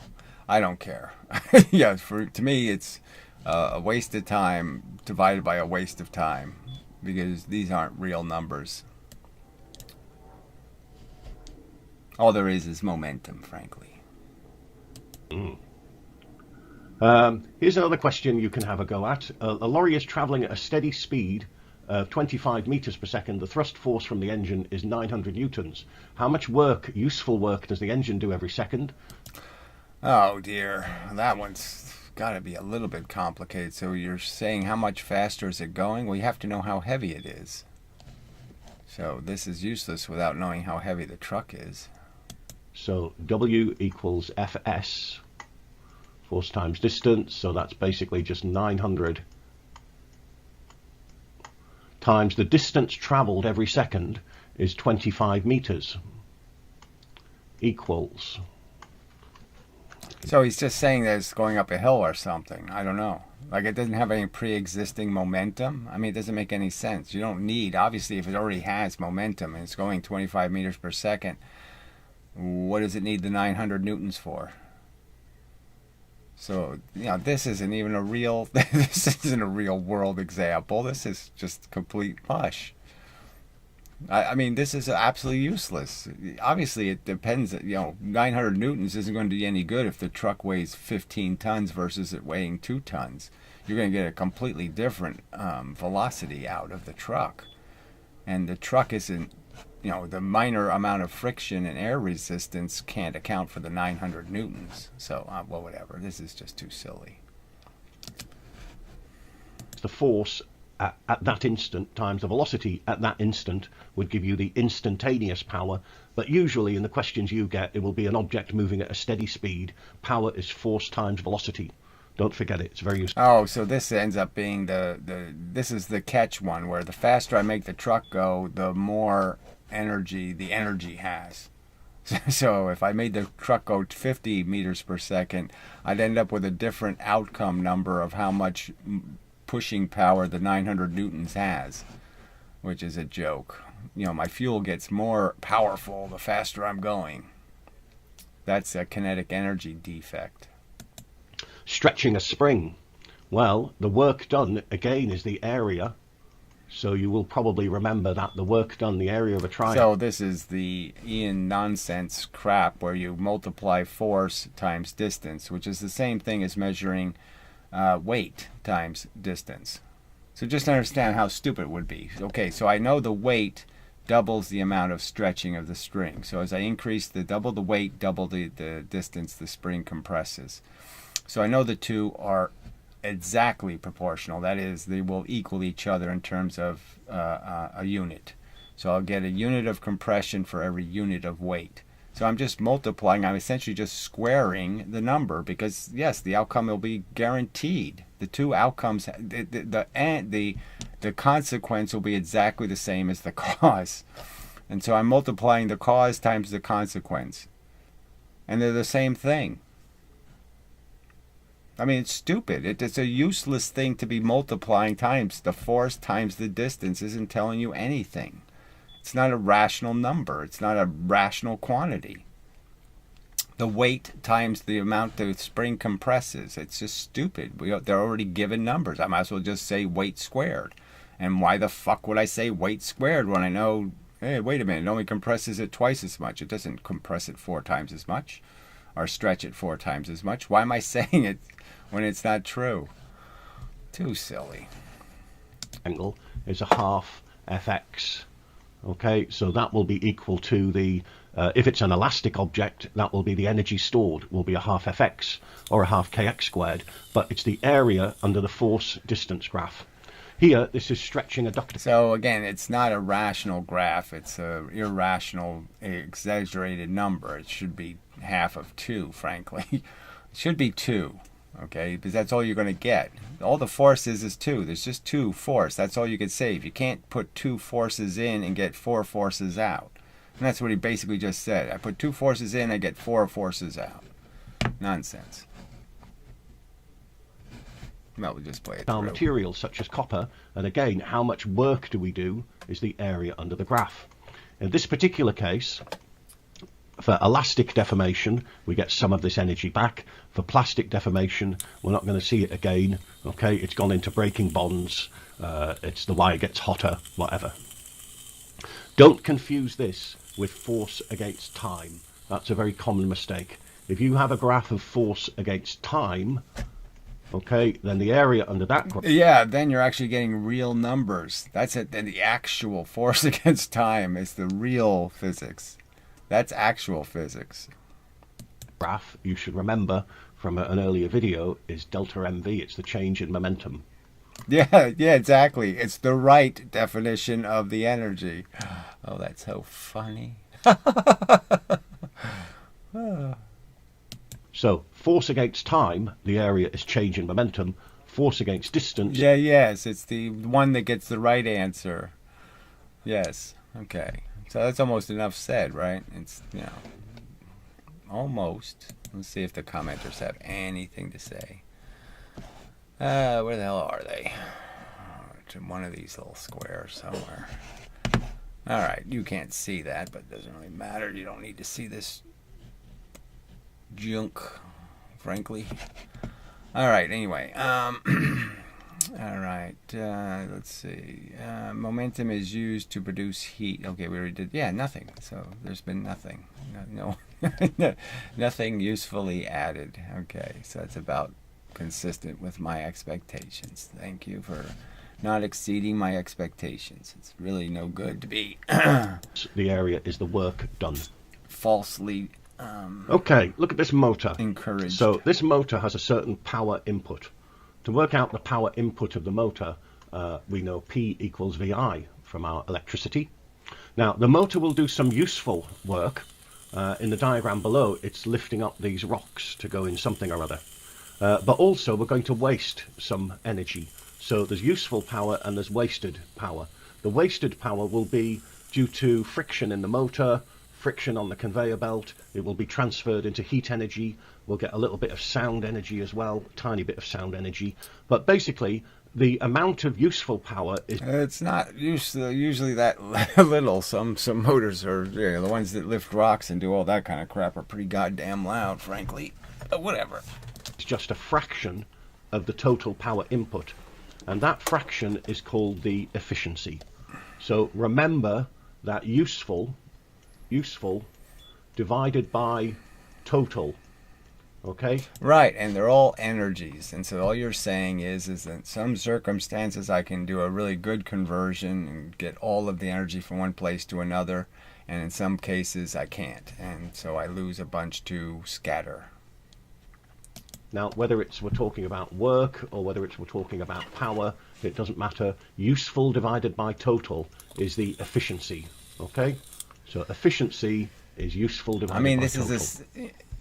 This is a simple statement, but I think it is factually true, okay? heat, as we call it, is only heat because it goes in all directions. It's a loss of your momentum in all directions. It's going this way and that way and that way and that way in a lot of different directions. So your energy has been scattered. When your energy is moving in one direction, it's the same thing as the heat. It's doing the same thing in the object. The object has heat. It's that the heat is just in one direction. And so heat is the elemental form of energy. Energy it's a thermodynamic universe, and heat is just a way of representing the elemental bits, the tiny bits of energy. And so you can understand that heat is energy that's been misdirected, that's been caused to move in a direction that isn't helpful to your purpose, which is to keep the energy going in a direction. And I think that is a factually true statement. Okay. And going right to the foundation of understanding these concepts, you can't think of heat as something other than momentum. And all you're doing is taking momentum going in a nice straight line, all of it moving in the same direction, and you're losing it to other directions. And give it as a decimal like 0.6 or a fraction, or very often a percentage. If it's 0.6, then that's 60%. Okay? Have a go at this question yourself, and then I'll show you the answer in 3, 2, 1. So a conveyor belt lifts 4,000 kilograms of rocks a height of 3 meters at a steady speed every minute. So how much useful work does it do? Well, what it's doing is it's lifting rocks. So lifting stuff. So the work done, force times distance, is mgh. Okay? I'm ignoring any kinetic energy. Yeah, you're ignoring everything. So yes, because obviously it's not lifting it straight up. And obviously it's going to be in the gravity longer because you're going to take more time to lift it. So again, mgh isn't telling you the right answer. mgt tells you the right answer for the total energy that gravity will be providing, and then you have to just examine all of the friction losses to get it to that height. And the friction losses are over the entire path of the conveyor belt. Energy given to the rocks. I know it will give the rocks some kinetic energy as well, but I've said at a steady speed, so I'm going to ignore it. Okay? So mgh will... All right, well, we won't bother because it's just wrong. It's the wrong way. It's the wrong way to figure out what the actual energy is, not the fake little joule energy. It's fake. It's a false, fake, phony, not accurate answer. Momentum will give you the right answer. All right. So do you think that energy and momentum are the same thing? I mean, duh. If there's a thing called energy, okay, the capacity of something to move in the universe, that's energy, right? Anything moving any distance anywhere in the universe would be called energy. And I'm obviously saying that the only thing that has energy are forces, and they force matter to move by banging into the matter and giving them its energy. All right. Yes, so energy is the foundational word, we would call it, right? That's the all-inclusive category word, energy. And what we're saying is well, let's go further detail. Then obviously I'm saying, yes, momentum is an expression of energy in the sense that the force has momentum and it exchanges it with material objects. And just as Newton said, pretty much Newton described this very event. You want a piece of matter to go twice as fast. Well, you hit it with twice as much force. Okay, so the force has an equal standing in terms of being a possessor of momentum, and it gives momentum to objects proportional to the amount of force. All right. How does momentum change its direction? It hits matter.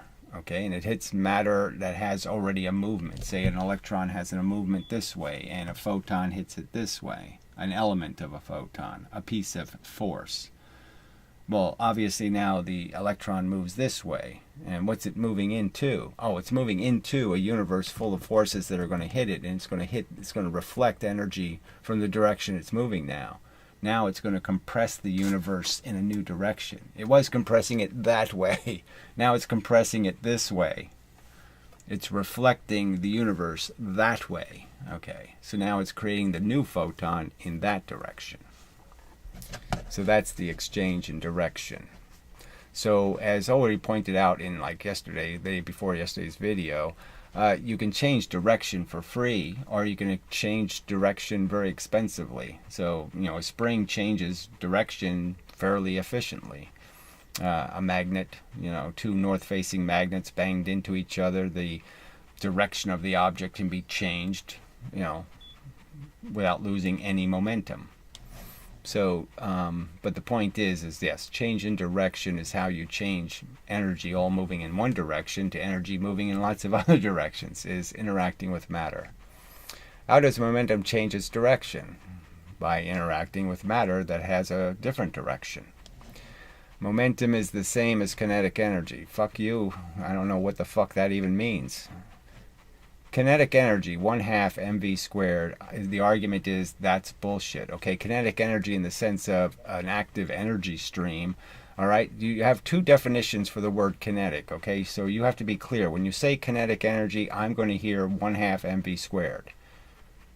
All right, I'm not going to hear kinetic energy versus potential energy. That's a different conversation. Active energy versus stored energy is a different conversation than kinetic energy versus momentum. Those are two different formulas. mv, 1/2 mv squared, two different formulas. So you have to be clear what you're talking about when you say something. When you use the words kinetic energy, it's not my fault physics broke the words, but physics clearly broke them by pretending, oh, there's two subjects, kinetic versus potential and kinetic versus momentum. I mean, that's a horrible pile of word garbage. How does the spring change something's direction without pulling something? I don't know what the fuck a pulling would be. It's a push universe. So fuck you and any notion of a real pull anywhere. Okay?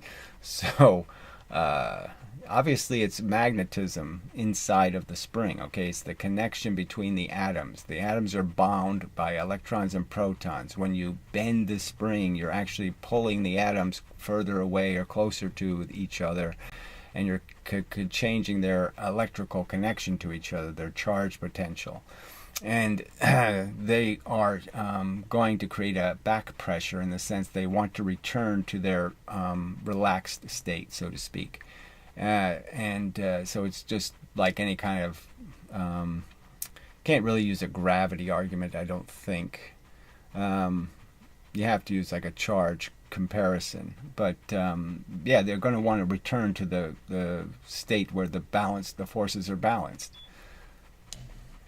and so the rebound is going to be them restoring to their original condition and reversing the direction of the momentum. Else, I don't know what that means. Kinetic energy is energy due to movement. Well, fuck you in the ass. This is just baby talk. We're talking about the kinetic energy formula. I mean, it's pretty clear in the title of the video, and it's clearly in the context of all these videos. So fuck you. You're not even on the subject. The argument is that there is this word kinetic. Okay, it's a baby talk. You have to tell me which one do you mean. Do you mean 1/2 mv squared, or do you mean kinetic versus potential? Both concepts are rubbish, but I'm just saying you have to make sure what rubbish idea you're trying to defend. Okay, we can't argue about how to calculate it once we know what we mean by them. We can argue about how to calculate it. There's no meaning, you fucking idiot. You don't know the difference between you saying kinetic energy in the sense of opposed to momentum versus kinetic energy versus potential energy? You can't tell that those are two separate subjects, completely separate subjects? Oh, fuck. All right, but the other changed object you are pulling. So I'm saying to you, there's no pull in the universe. You just look for the push. All right, you push things in the universe. You don't pull anything. Jesus. Would gain your momentum. Well, that's not the way it works. Okay, there's things called reflections. They gain the force goes in and the force comes back out in the opposite direction. It's a reflection.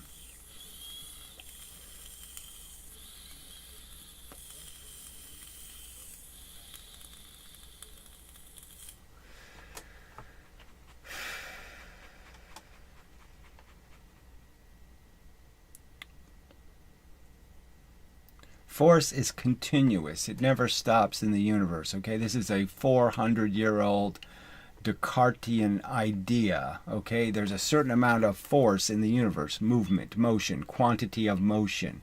There's a certain amount of it, and it just goes from one object to another object. It can go to an object and sit in it for a millisecond and then pop back out again, or it can go into an object and sit inside of it for about 10 billion years. All right, it just depends on the circumstances. It can get trapped in circles. It can get trapped going back and forth. It can get trapped lots of ways. All right, but it's either stored or it's released. Period. It doesn't do anything else. The Earth is reflecting the energy hitting it every day. A certain amount of energy hits the Earth every single day, gets absorbed by the Earth, quote unquote. Some of it's kept for a millisecond, some of it's kept for a trillisecond. So it's all different amounts of time that it's kept, but it's eventually released.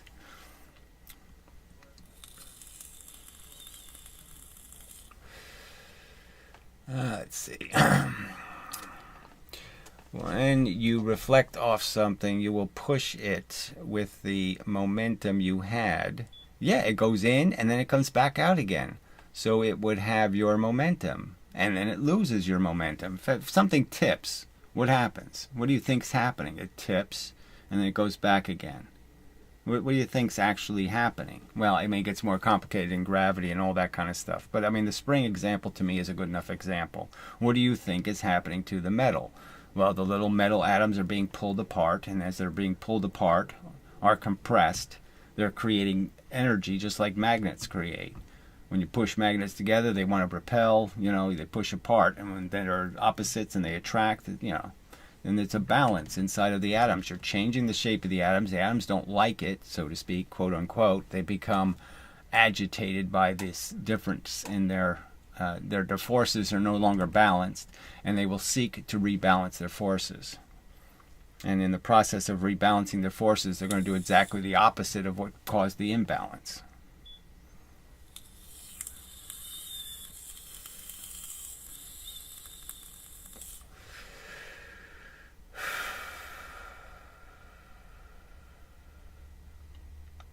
So it would have your momentum. Yes, I'm just saying, it's just the sensible way to view motion is to view motion as everything's would technically be in equilibrium, and everything that's going this way, somewhere in the universe there's something going that way. So if you have a whole bunch of stuff going this way somewhere in the universe, you can speculate that there's a bunch of shit going that way somewhere else in the universe, and these are just the imbalances created inside of the entire universe between all kinds of things. There's all kinds of little subtle imbalances that exist, and everything is just jittering around inside of all of those balances and imbalances, but the energy itself is not created or destroyed. The energy just moves from place to place.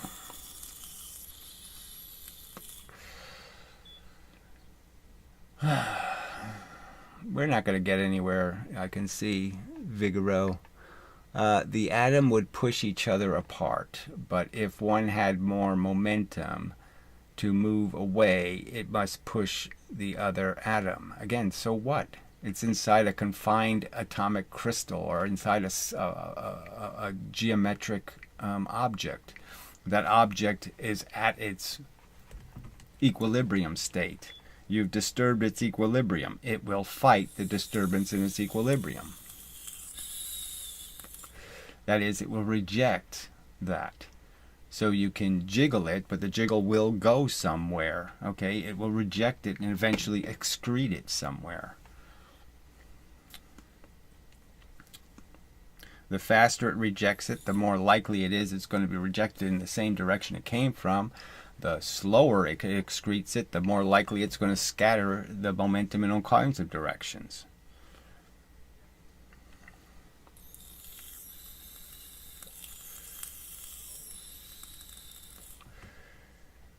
No one's disputing atoms push each other. They give each other momentum. Yes. I push one atom, it will push on the other atoms with a portion of that momentum. That is, I push one atom with a 10, the other atoms get pushed with a 1, let's say. There's 10 other atoms it's connected to pressure-wise, and they get a little bit of momentum. And then the atoms around them get a little bit more momentum. That's the scatter effect. And the point is, it's going to do exactly the opposite once you stop pushing. The system is going to say, I'm in the wrong place, and everything's going to want to go back to where it was. And so it's all going to push back in the opposite direction and create essentially the opposite event, okay, and push the energy back out again.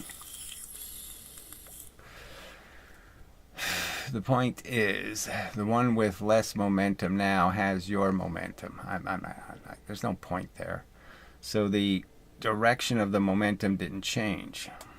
It depends on what you're pushing. You're pushing Jello, you're going to change the direction of the momentum. You push a piece of steel, it's going to be a different thing. Rubber, different thing. Every substance is going to act differently when you attempt to put energy into it. Some will give the energy back, and some will push it in all kinds of, it'll end up going in all kinds of directions.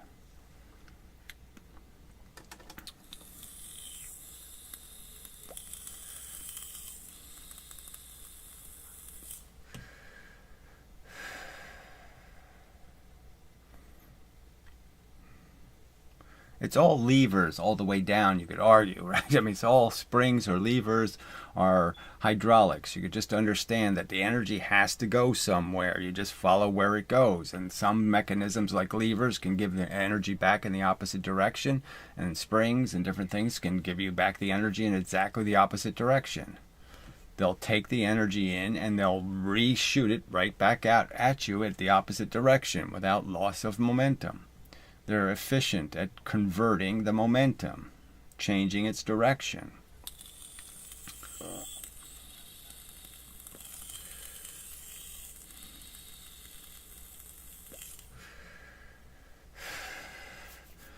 And they have to make that exchange with something. I mean, obviously you're exchanging this for this, right? So this doesn't technically reflect. This leaves. This goes in, this leaves. So, yeah, I mean, technically, the earth moves when you push a spring, you move the earth. I mean, technically you do. You're making an exchange with the entire surface of the earth, the rotation, all of its momentum, all of its everything. You're making an exchange with it, and it's giving you a hunk of that. So I should have made that more clear. The reflection is a recreation of the same event in the opposite direction. You can't technically reflect a piece of energy. You can only absorb it and then readmit a new piece of energy. You take in the energy that came in, and it gets back the exchange.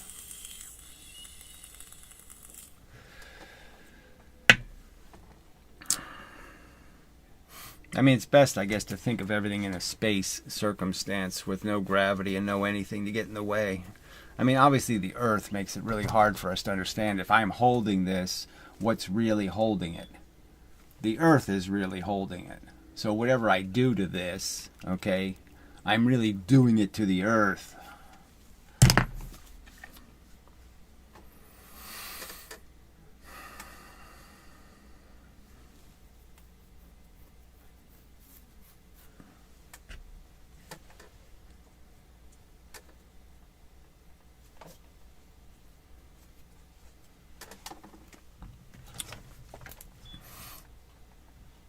I mean, the two experiments, me sitting here holding something and then having something hit it.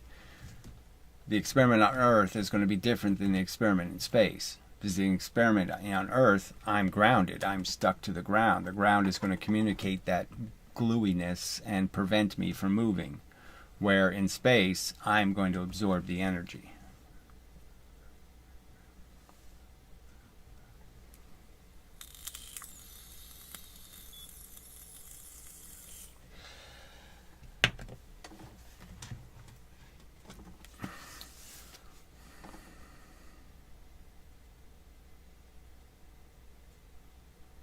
I mean, things stick to each other a lot better in space. I mean, it's kind of funny, like the asteroids and stuff, they clump and they, pieces will stick and they're just barely stuck. It's like they don't stick hard, they just stick soft. And so they could fly apart really easy. You could break one really easy because it's really just a bunch of individual chunks that are just associated with each other. They're not really melted into each other.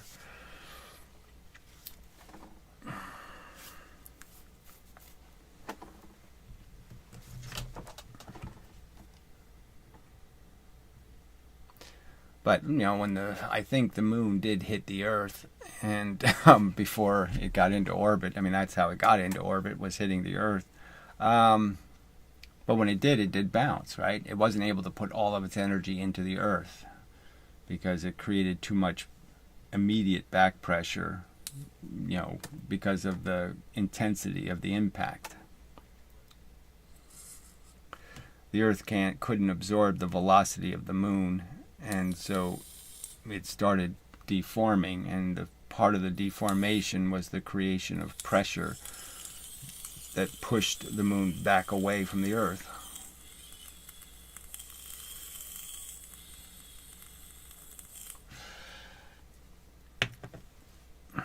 I think it's best to just, in comments, you got to kind of stick to, you can't do these complex experiments, thought experiments. You have to keep it simpler. The simple argument is the word kinetic is absolutely useless, because they have connected it to the difference between a kinetic event, where you stick your water wheel in a physical stream and watch the water wheel spin, versus this idea of potential energy. And that conversation is a completely different conversation than the conversation about the nature of energy itself, whether it is momentum is the right answer, as Galileo, Newton, and Descartes thought, or whether this KE, this living force crap that Leibniz suggested, is the right answer.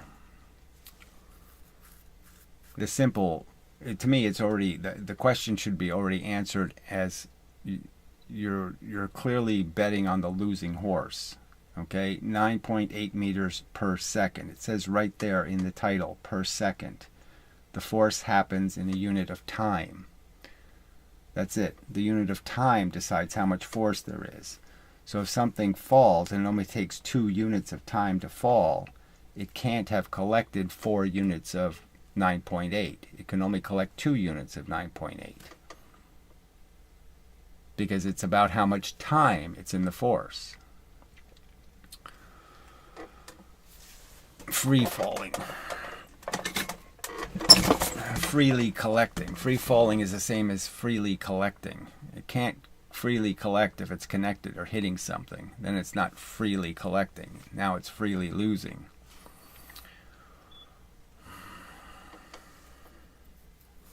Alright, well, we're at 2 hours, so I guess we'll pack it in for the day and such.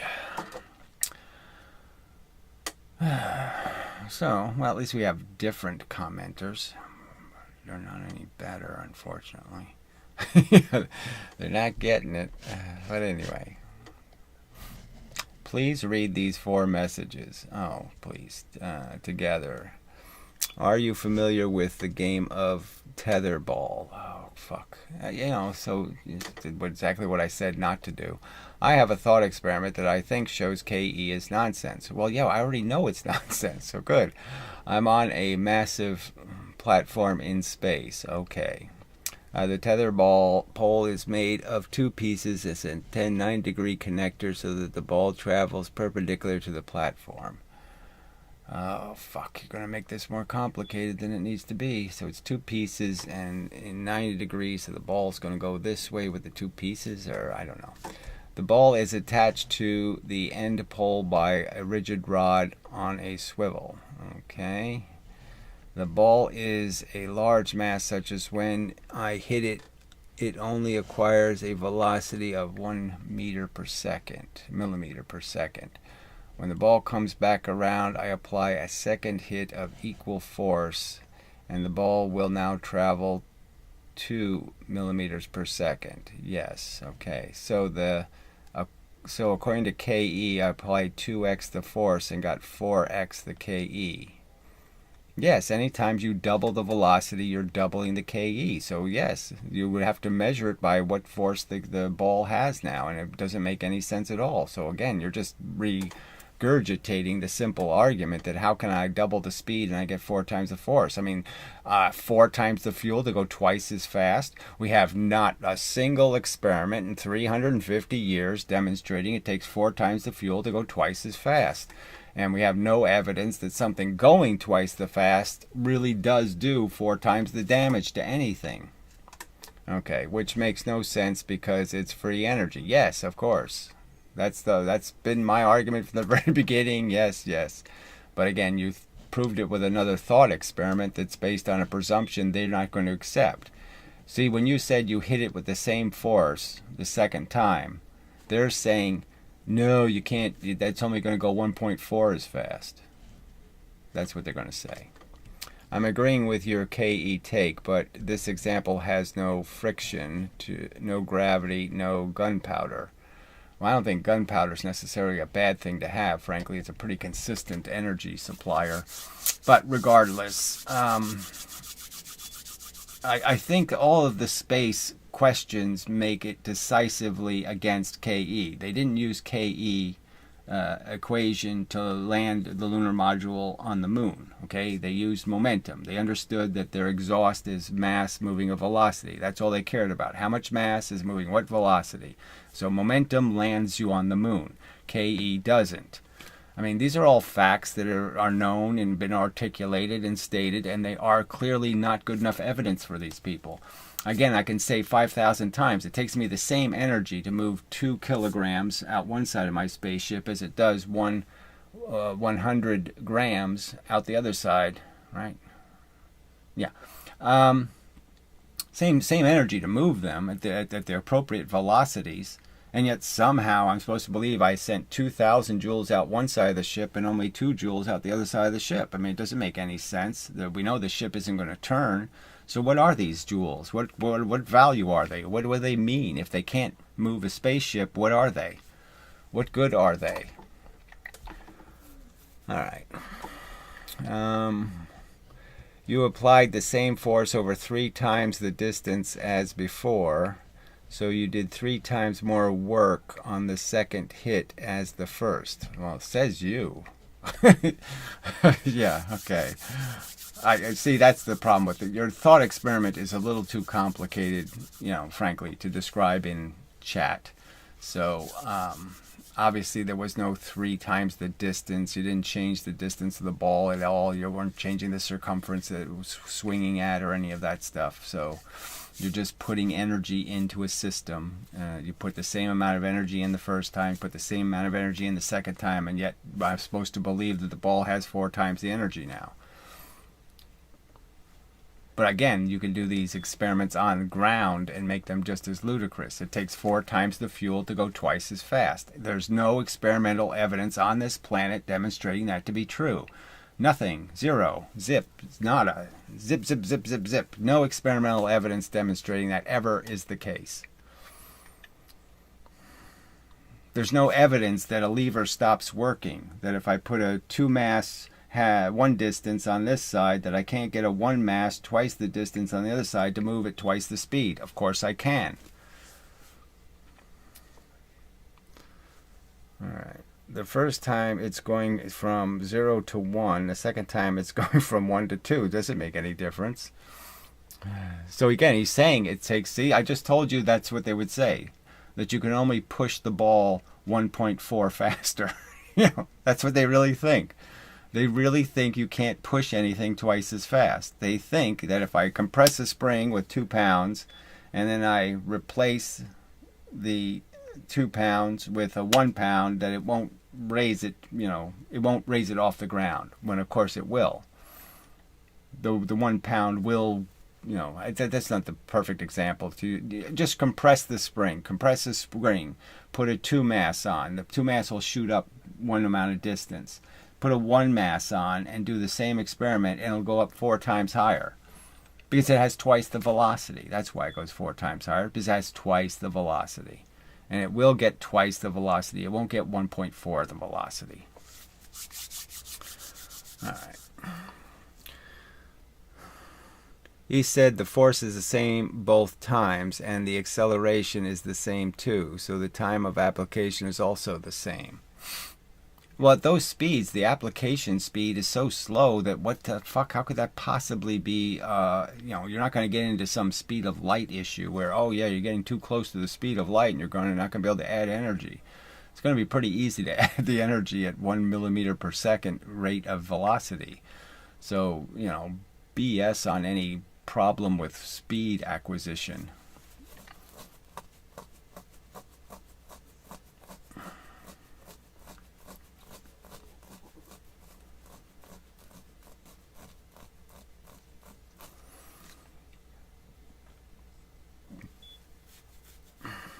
I mean, you're just saying that, they would say to you that if I was just spinning something, my fingers, I'm just spinning it, and I spin at this speed, and then I decide to spin at twice the speed, that I'm doing 4 times the work.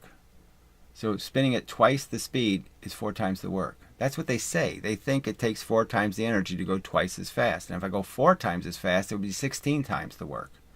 And if I go, 16 times as fast, it'd be 264 times the work. I mean, that's their ludicrous premise. It's not just as bad as 4 times the fuel to go twice as fast. It's 8 times the fuel, 9 times the fuel to go 3 times as fast, and then 16 times the fuel to go 4 times as fast. It gets dumber and dumber and dumber the higher the numbers go.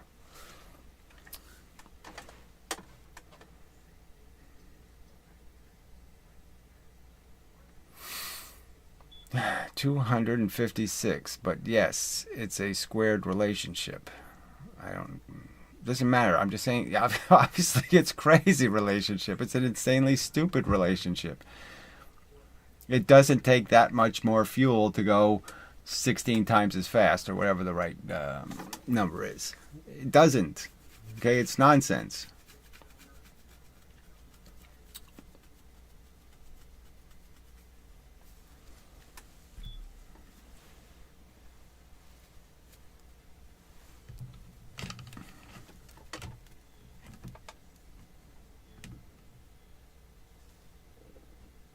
I mean, we just need the simple experiment, right? So this is what the whole conversation is just clinging on the fact that none of these experiments have been done.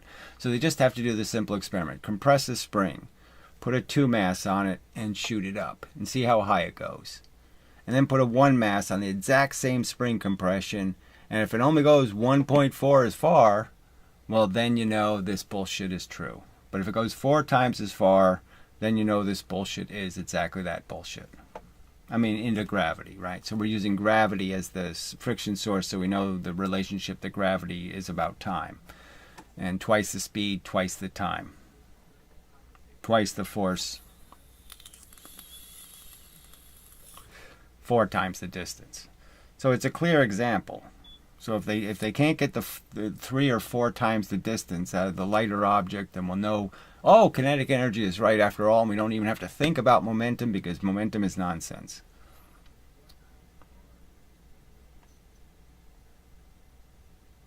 Well, it says you. I mean, Chris, you're just saying it's squared. The whole point, the whole argument being made is it's not. It doesn't take 4 times the fuel to go twice as fast. Okay, the half-mass object will, in fact, move twice as fast. These are facts. You're saying they're not facts. Well, you have to provide a piece of evidence, fuckhead. So show me your evidence. Prove it. Prove it's a 4 times relationship. Show it. Show it somewhere in the real universe. Show me the 8-pound ball knocking the 8-pound bowling ball going twice as fast, knocking down twice as many pins as the 16-pound ball going half the fast. Show me. Show me an 8-pound ball and a 16-pound ball having a collision, and the 8-pound ball moving the collision in its direction because it has twice as much energy. Show me that happening somewhere on Earth.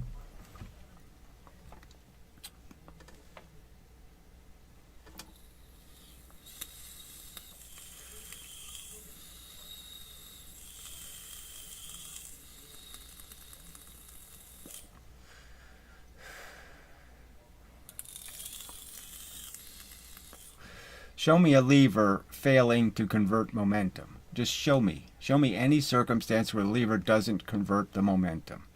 Conserve the momentum. Because that's what has to happen for your theory to be true. Levers have to destroy momentum.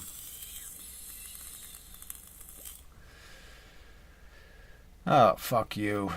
I just pointed out what the simple experiment is, but whatever. Drop a bowling ball from 1 meter and from 2 meters. Measure the speed when it hits the ground. It won't be double. It'll be 1.4. Right, because you didn't allow it to fall in the gravity, the necessary two units of gravity. 1 meter versus 2 meters is not double the time. Fucknut. 9.8 meters per second. 9.8 meters per second, retard. Per unit of time, retard.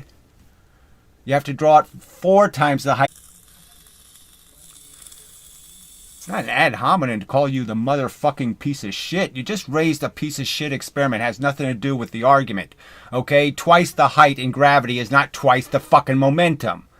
It's a fucking fact.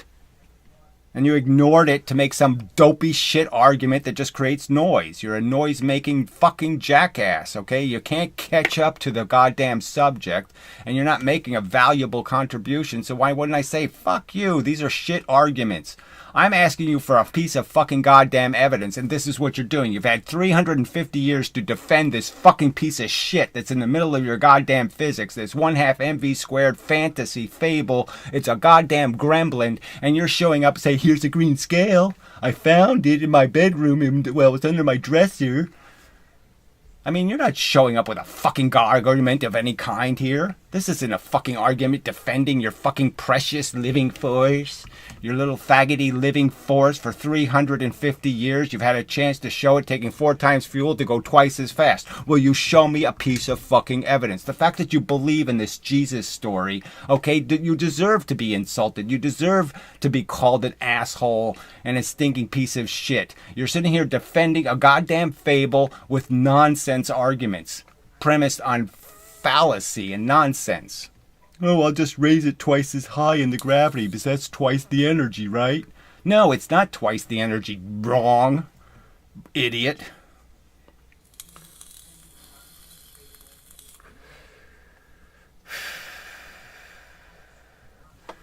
Alright, well, you can just fuck off, okay? I can time out you anyway. Fuck off. You're not saying anything useful. Where's the timeout thing?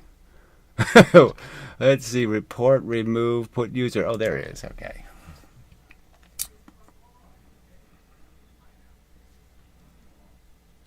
I mean, clearly, look, for 2 years we've been doing this. There's no point in indulging in people who want to start right from the very beginning and force you to make every fucking argument you've made in 2 years all over again. Fuck that.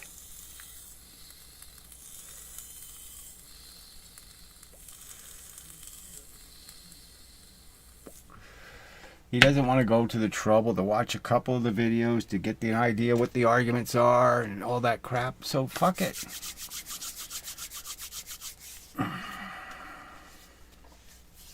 He wants to just show up and pretend he's an expert and then provide an analogy with an obvious defect.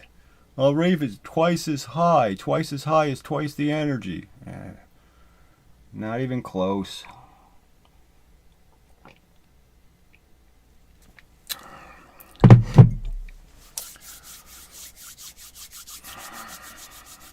I mean, you know, asshole. I mean, I've done the experiment, right? You drop things on a scale.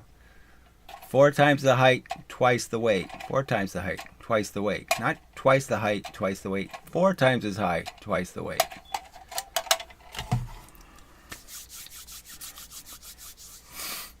I don't know what that fucking emoticon is, but I'm probably not terribly interested. What the fuck is that? I really don't get his argument. I give the same slap of force each time on the tether belt. Yeah, it doesn't matter because he's arguing that somehow you to generate that extra force required 4 times the fuel. You couldn't make the thing move twice as fast, but you couldn't hit it with twice the velocity without using 4 times the fuel to do it. You see, so you really put 4 times the energy in because you use 4 times the fuel to go twice as fast. That's their fucking argument, okay? Understand, they really believe it takes 4 times the fuel to go twice as fast. That you can't push something twice as fast if it's half as light. You can't do it.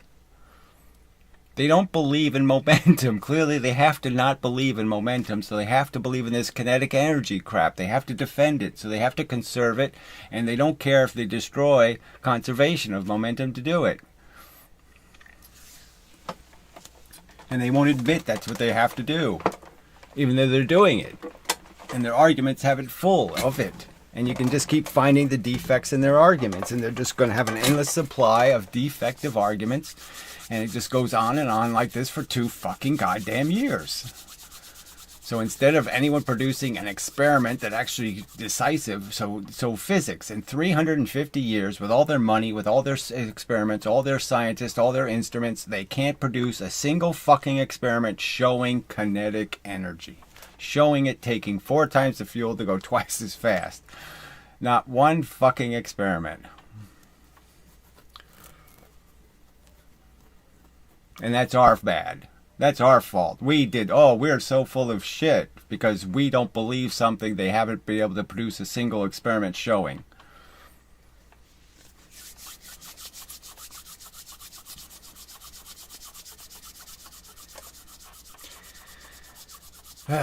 Humans do suck.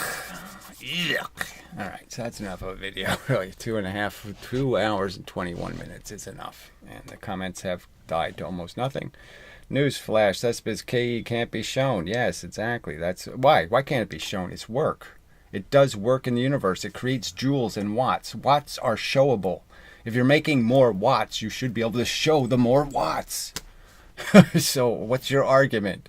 Newsflash, because KE can't be shown. That doesn't make any sense. What do you mean it can't be shown? It's measured in joules. Joules are watts. What do you mean you can't show me joules and watts? The fuck you can't.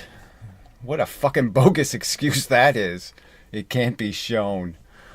Oh, amazing. See, that's what they'll resort to. You see this? You see this? This is just so fucking goddamn... What the fuck is that as an answer? It can't be shown.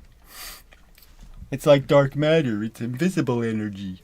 It's always invisible, invisible, invisible. It can only do nothing. It can't do something.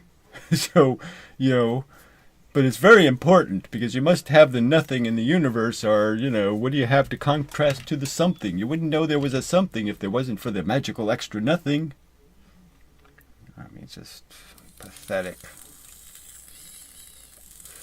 They can't show it taking 4 times the gasoline to go twice as fast. They just can't show it.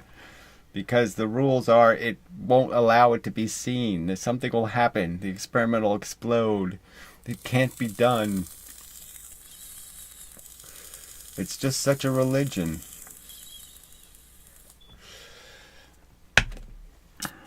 They just believe in their living force. I don't know why they don't talk about solitons and monads. That was Leibniz's favorite thing. Solitons and monads. The universe is made out of little souls. And little monads, they're trying to be souls. I think that's how it works. Monads were like half of a soul. They were trying to be a soul. And then when it became a real soliton, it could do work in the universe. Neutrinos. What the hell are you bringing that up for? Where do neutrinos, where is there an argument about neutrinos doing work? So I'm just saying, show me. Again, the argument is kinetic energy does work, okay? The argument is it doesn't do work. So don't be lying just overtly. Apparently they hit us trillions of times a second. Well, I don't want to argue neutrinos. I think that's obviously they don't exist. It's a mathematical residue. There's no neutrino. There's just mathematical errors. Jesus Christ. Not that you can't see it. They can't do anything. You need 10 trillion of them to move to move a particle dust, off of a pinhead. You would need 10 trillion neutrinos to hit it or something. I mean, some insanely and preposterous number. Well, then why are you talking about it, you fuck? I don't believe in Jesus. I just like telling stories about Jesus. I don't know what the hell. What are you doing?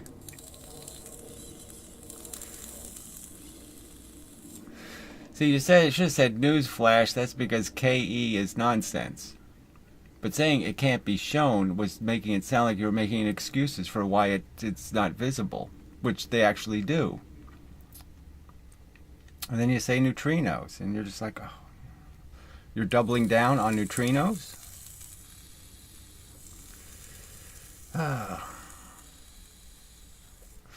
I mean, I understand there's a character limit, and you can only type so much, but you could type a little more than you type to be a little clearer in what you're saying.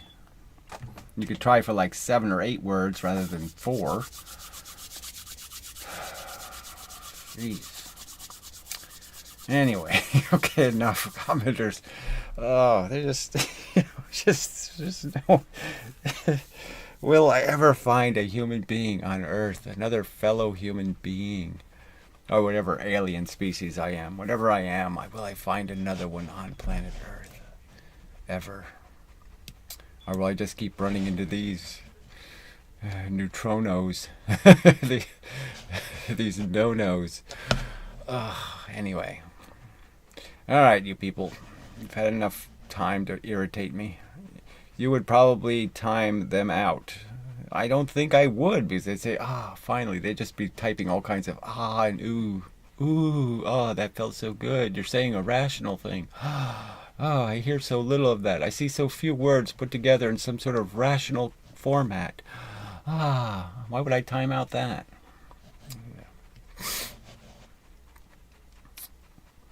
I mean, really, you think Chris Moore is, on the same planet I'm on? Come on. Not even close. Oh, another stupid emoticon-y thing.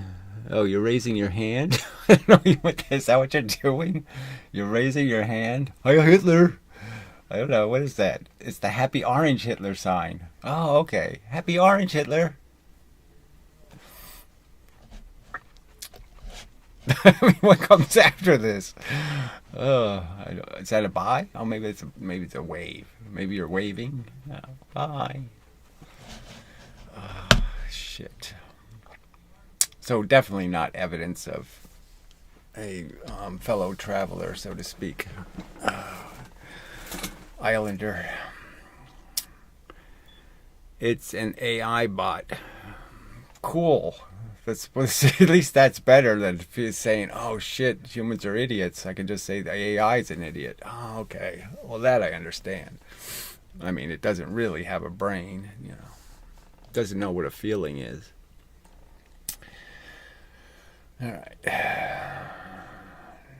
Real information deficit. Anyway, yeah, so we're done. Okay, so till the next time and such and so forth and whatnot.